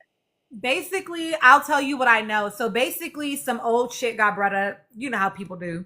Period. But but I guess Jesse unfollowed Alandria, and it's gonna be Anika and then Emerald. Emerald is coming, y'all. Thank you, Landy. Jesse Wu unfollowed Landria. It made the HQ go over to her comment section, and then all of this shit just got kind of riled up again about what Jesse had said about Honda Civic, and now it's like a discourse around, well, why has Jesse unfollowed Landria? Is she aligned with Shelly? What is that about? And so people kind of like pulling from their experiences. For me, I'd be feeling like, social media ain't real life. I mean, it is, but not really. You know what I mean? Like, so for me, it's an unfollow and that's it. You know what I mean? Yeah, because sometimes you just not in alignment, and you don't need to see that every day, and that's okay. It do not mean nothing more, nothing less. So I totally agree with that. But okay. Well, thank you, girl. Thank you, Ruby. Okay, Anika, please give us your thoughts, my friend. Hi, everybody. Nice to be back on. So, two things I want to address very briefly. The first thing is that in all this discourse, what I find absolutely disturbing is that the fandoms of various people are engaging in idolatry. I can't put it in any other term, okay? There's this obsessive kind of behavior. And Tina, I saw your videos earlier today where you were harassed. I find that very unfortunate because you said nothing untoward, you said nothing wrong. You were making observations, and there are people harassing you and saying they're going to report you. And I mean, what kind of wild behavior is that? That is just, I think people need to kind of mash brakes and be aware that these are humans just like you. They are subject to making mistakes. And up to now, I still cannot understand why people cannot reconcile with the fact that Shelly is her own person with her own agency, and she is free to agree with her man that she felt she should have been, rewarded somehow for being in the strongest couple, and it didn't turn out that way. And that as a result, the person who called her soul sister, she wasn't feeling the same way. We just need to get over it and understand that that's a possibility and accept it for what it is. Humans are humans, right? That's my first thing. The second thing is a comment that I want to address that I saw in the chat earlier where somebody was saying that Caribbean people do not like African Americans. And I would like to categorically say no, and I'll explain why. Or what, not that I'm saying that there aren't some idiots in the bunch who might come across that way. But what I will speak to from a historical context, I think African Americans may not be aware, but at least in the English-speaking Caribbean, our slavery experience ended at least 34 or 36 years before slavery ended in the United States. That's one. Two, our experience with Pan-Africanism and freedom, when you talk about men like Marcus Garvey, Henry Sylvester Williams, C.L.R. James, those men were from the Caribbean. And although not well known, they challenged empire. I mean, Marcus Garvey being the most well known, obviously, because he was in the States. So and then our experience becoming independent nations or independent countries, at least for the English-speaking Caribbean, through the wanting to have pride of place and then focusing on education as the way out, because that's how we all grew up. Even in our sports, the West Indies cricket team, an Englishman made a disparaging statement, and I think it was in the 60s or the 70s, and the West Indies cricket team took the opportunity to embarrass the English cricket team in England to make a point about Black pride. That's what we have. So our experience with racism, even though it exists in a different kind of way, I'm not saying that it doesn't exist in the Caribbean, it does, and we do have post-colonial issues. What we also have as Afro-Caribbean people is a sense of innate pride that you would probably get in the sense of we work hard, we push hard, and we see America as this place of opportunity, People go out there and they excel academically, and it's because of that drive. If there are people who push that to the point of saying, well, we think we're better than you, they are idiots. But that's the behavior that I'm explaining there. That is where that comes from. So to say that Caribbean people do not like African Americans, that is not true. We are fully aware and fully aligned with the experience of African Americans. As a matter of fact, Kwame Ture was a Trinidadian named Stokely Carmichael. Kwame Ture, who we all should know as part of the civil rights movement, was a Trinidadian, born and bred in Trinidad and moved to the States, and was a big part of the civil rights movement. A lot of people in the civil rights movement in the States have Caribbean roots. I agree. So we have that pride of place, and that I think is what they're getting. So I just want to make it clear. The diaspora I was want to stupid. make sure. Hold on, Jamila. Diaspora wars are stupid. I don't agree with them. I hate them to a T. Every time I see them, I just roll my eyes and move on. And I wish it would stop. Because at the end of the day, people need to remember that the transatlantic slave trade took place not only in the States, but in the entire Western Hemisphere, from North America all the way to South America. The only difference in South America is that some of the countries whitewashed their populations. They went on a campaign, as in Argentina, in Brazil to a certain extent, in all Spanish-speaking countries, especially in South America, they went through post-slavery whitewashing. So that's why their populations, you don't see a huge black population, but they do have a history of it. So I just wish this thing would stop. As for Shelley and Olandria and the rest of them, let's be honest. Let them live their lives.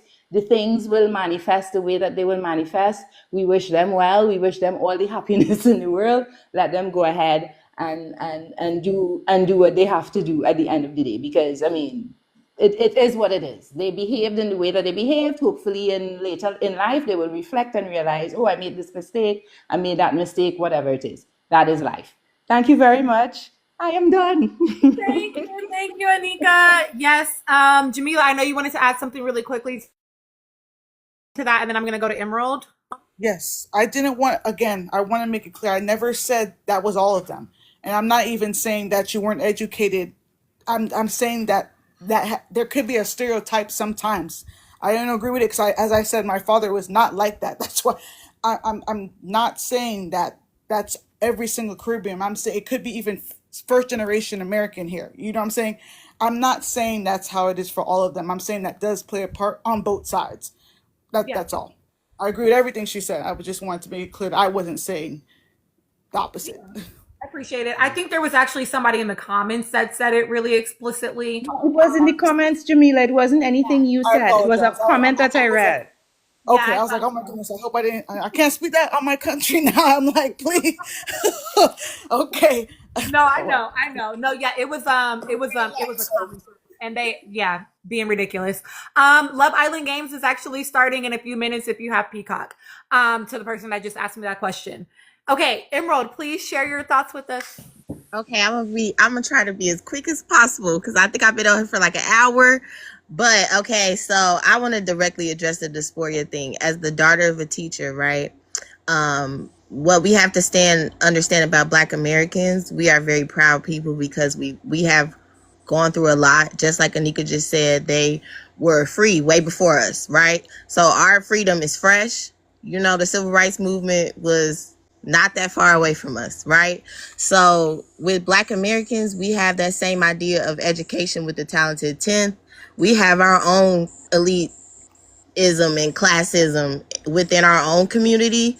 I was raised to work 10,000 times harder and to succeed and push forward. So we mirror each other in a lot of ways. I don't get that from Caribbeans. I've heard rumors that Haitians are like that, but I grew up in Illinois. We don't really have a lot of Haitians, but what I will say is we got that more so from the continent of Africa. They do kind of give that off a lot, and I think it's subconscious because of the media. We have to remember that a lot of people do not think for themselves. The media is controlled.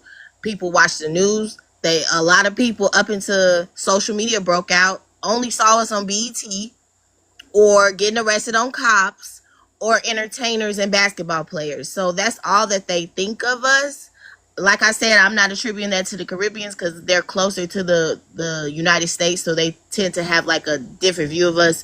But I have gotten that kind of, and that's because I'm very spiritual, I'm very educated. So I know when somebody's trying to downplay our culture. We have people like Kai Sanat that said black people don't have culture. Like, so I think it's rotten apples in every version of black people because we're all just the same. You know what I'm saying? As somebody mentioned earlier. So that's how I feel about that. I love everybody. I was raised that we're all the same.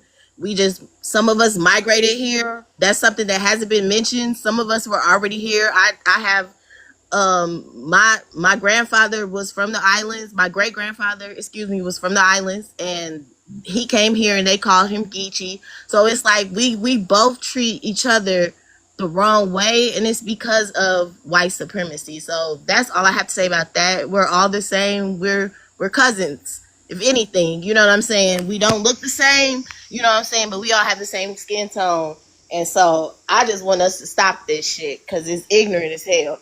So that's all I gotta say about that. As far as Helga, listen, I grew up around white people, right? I grew up around them, and according to the United States of America, she is a white woman. Okay, so I grew up around her kind, and you're useful for them until you're not. And as soon as you tell them what you're going through as a black person, it gets weird. It's not the same. And I'm not saying all of them, because there are some ride or die white people, you know what I'm saying? But for the most part, they are only self-interested, and they like to have a diverse friends around them if that's what they choose to do, because it makes them look good. Like, we see what the Democrats just did with the vote. Like, they're really not for us, especially if it's a woman. You know what I'm saying? If it's two women, it's more so a competition. So we got to be real when it comes to her. Like, her character is disgusting. I'm Aries. I'm a very indifferent person. The people in the live chat that have heard me on other lives, they know I've never talked about her. I pay her dust. Like, she wasn't interesting to me. You know what I'm saying? Like, she's a try hard. So, and then as far as Shelly, but we're gonna be real about Helga. That's why I brought her up. We're gonna be real. She's not a good person. Stop. That's the end of it. As far as Shelly, she never impressed me. Yes, she's very pretty, but we didn't get to see her personality. I always was drawn to Alandria. Alandria reminds me a lot of myself. She leads with loyalty, and that's very hard. It's a hard lesson to learn as you grow up. You learn it over and over and over again. Honestly, like, and I hope that she doesn't have a choice because she's in the spotlight. She has to like guard herself a lot more because she's in the spotlight. It's sad. I was rooting for them. We were all rooting for them in my Tyra Banks voice. But, it is what it is. All skin folk ain't kinfolk. Like, I don't think that Shelly felt like she was Haitian. She was better. I just feel like she's from New York. She's in Miami. She's comfortable around other cultures. She's probably used to being that girl, that black girl with the others. She's probably used to being with the others. And that reflected with how she moved when she came out the villa. So, that's how I feel about everything. I would love to stay here and talk, but Games is coming on. And that's really why I came out here. I wanted to hear you talk about Love Island Game because I just started following you. I was like, oh, I want to hear somebody talk about it because I've been streaming it, you know what I'm saying, but I don't have nobody to talk to. So when you get on live, I'm going to be back because I'm ready to talk about Games. Games is doing it.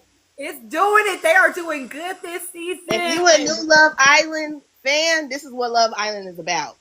Right. Fuck season 7. Season 7 was the worst season, if you ask me. All we got was Nicolandria. So, Games has been such a breath of fresh air. Like, it's just the right amount of messy. It's just the right amount of, like, fun. Yes, I'm salivating. I'm ready to talk about it. So, if you get on after it gets off, I'll be right back with my commentary. I'll be back on tonight. Say less. Emerald, also, I love your voice. Yes, I'm going to come back, Ash. I'm going to come back. Okay. Kim Possible, who I love your handle. Please go ahead and give your thoughts. And then, y'all, we got to go watch Games. Wait, Kim, are you there? Sometimes people accidentally request to come up. Okay. Okay, I'm on here. Yes. Oh, okay. I didn't really have too much to add. I always love hearing your thoughts. I just wanted to say that I kind of understand like where Shelly is coming from. I am an Alandria fan, so I don't like how Shelly is moving. But I mean, that's just what we see, right? We don't really know how she is moving. We don't know what her team is telling her to do or how to react. So I give her grace there. But being Black American and I have a white dad, I do understand like being around the others and being like more accepted and being just more comfortable around the others. I do think because she lived in Miami, she lived in New York, it is a very different culture than Alandria's culture, and it's very different. So I do think that she might feel more accepted. I wouldn't say it's so much to her being Haitian, but I think it's just culturally just how she grew up and where she was at, and maybe just the different opportunities she was able to be around other than Olandria. So she might not, understand or even just reside with some of Alandria's beliefs or even just her morality. It just might be different. I don't think Shelly is a bad person. I just think that they grew up differently. And as far as old girl, I'm gonna just say old girl.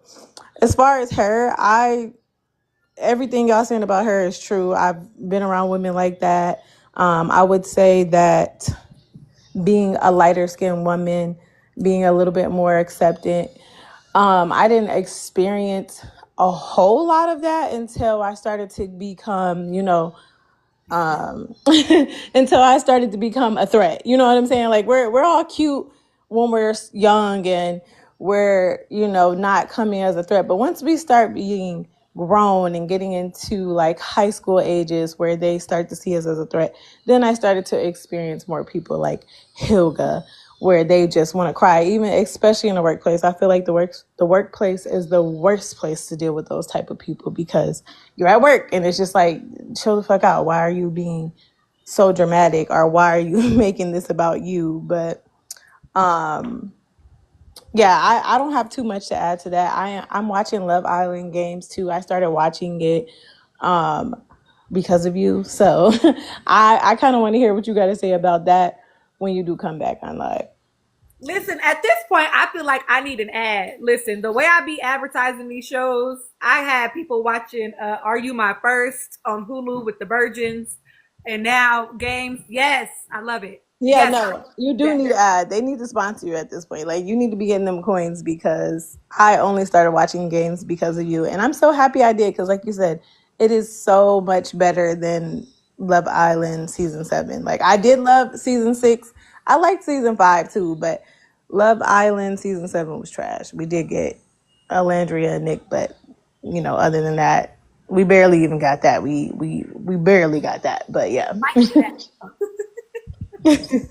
No, I feel you. I feel you. And yes, y'all, I know that some of y'all are hopping off to go watch games. If you don't have it, there are creators that do stream it, y'all. So if you want to go stream it with the creator, there are definitely some creators out there. I know that Connections Queen is one that streams it.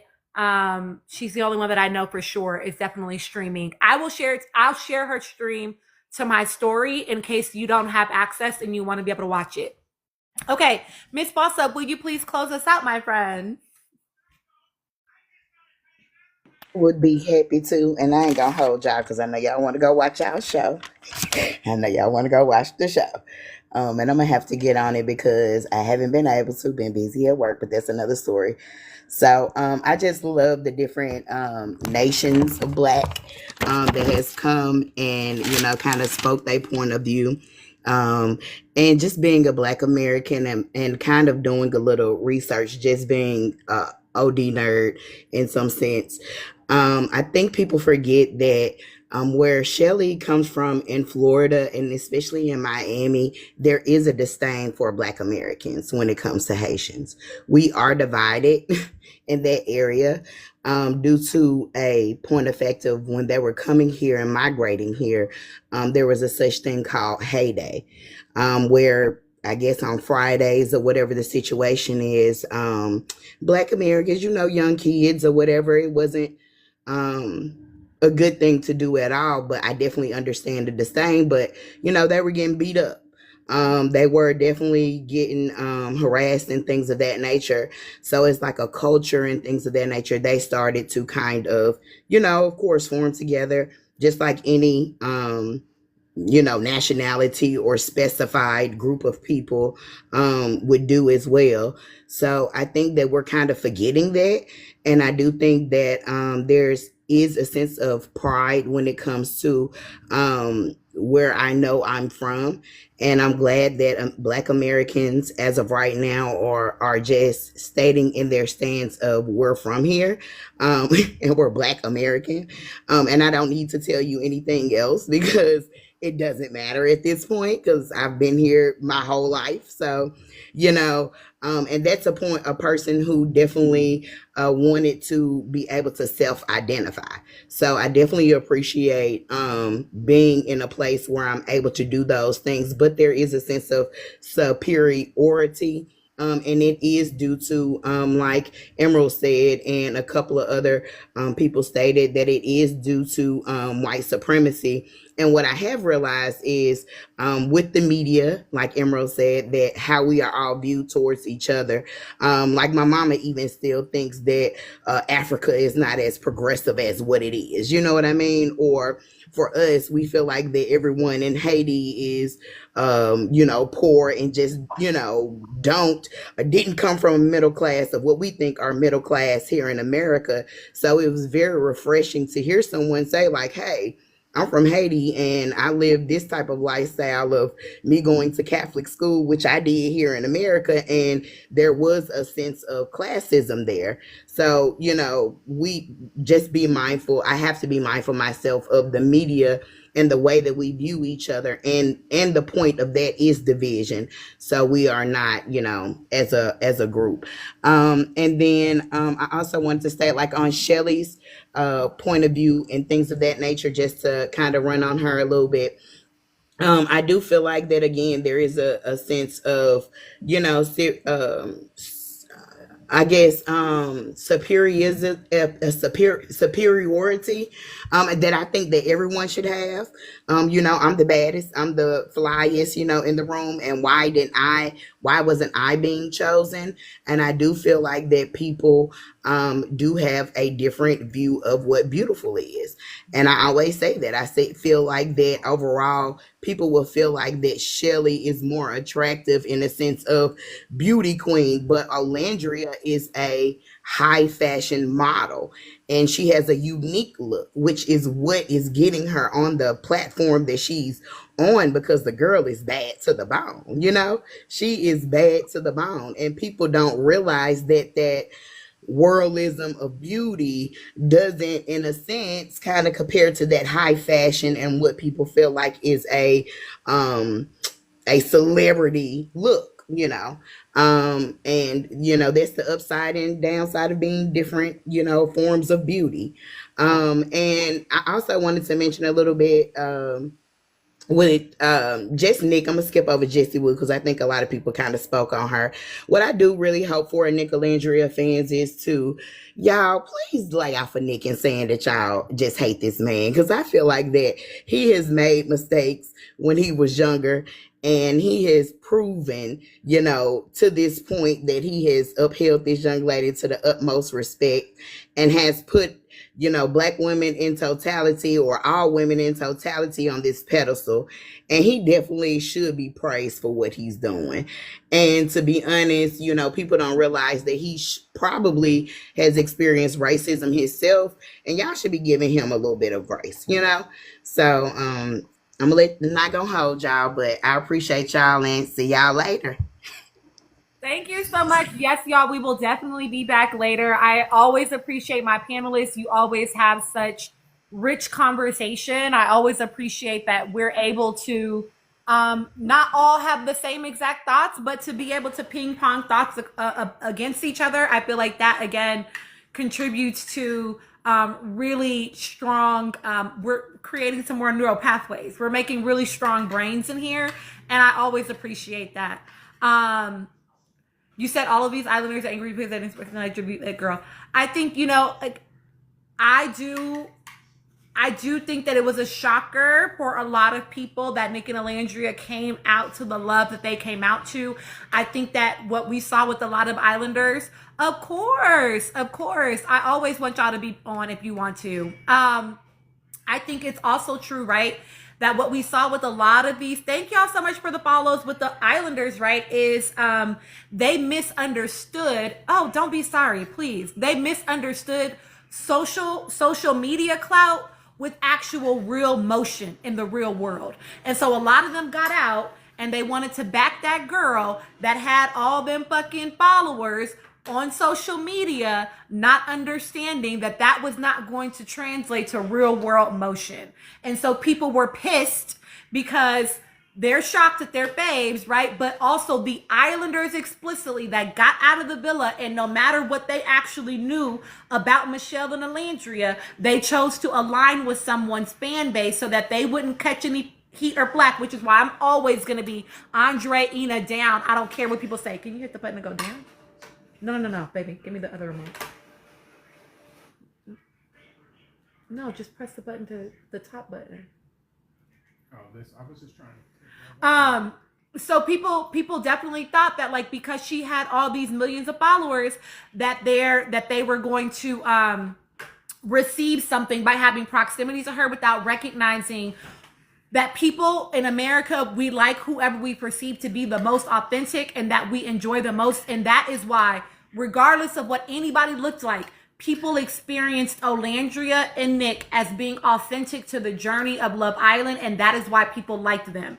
People did not like the lack of authenticity with some other Islanders, and that's always going to matter the most, right?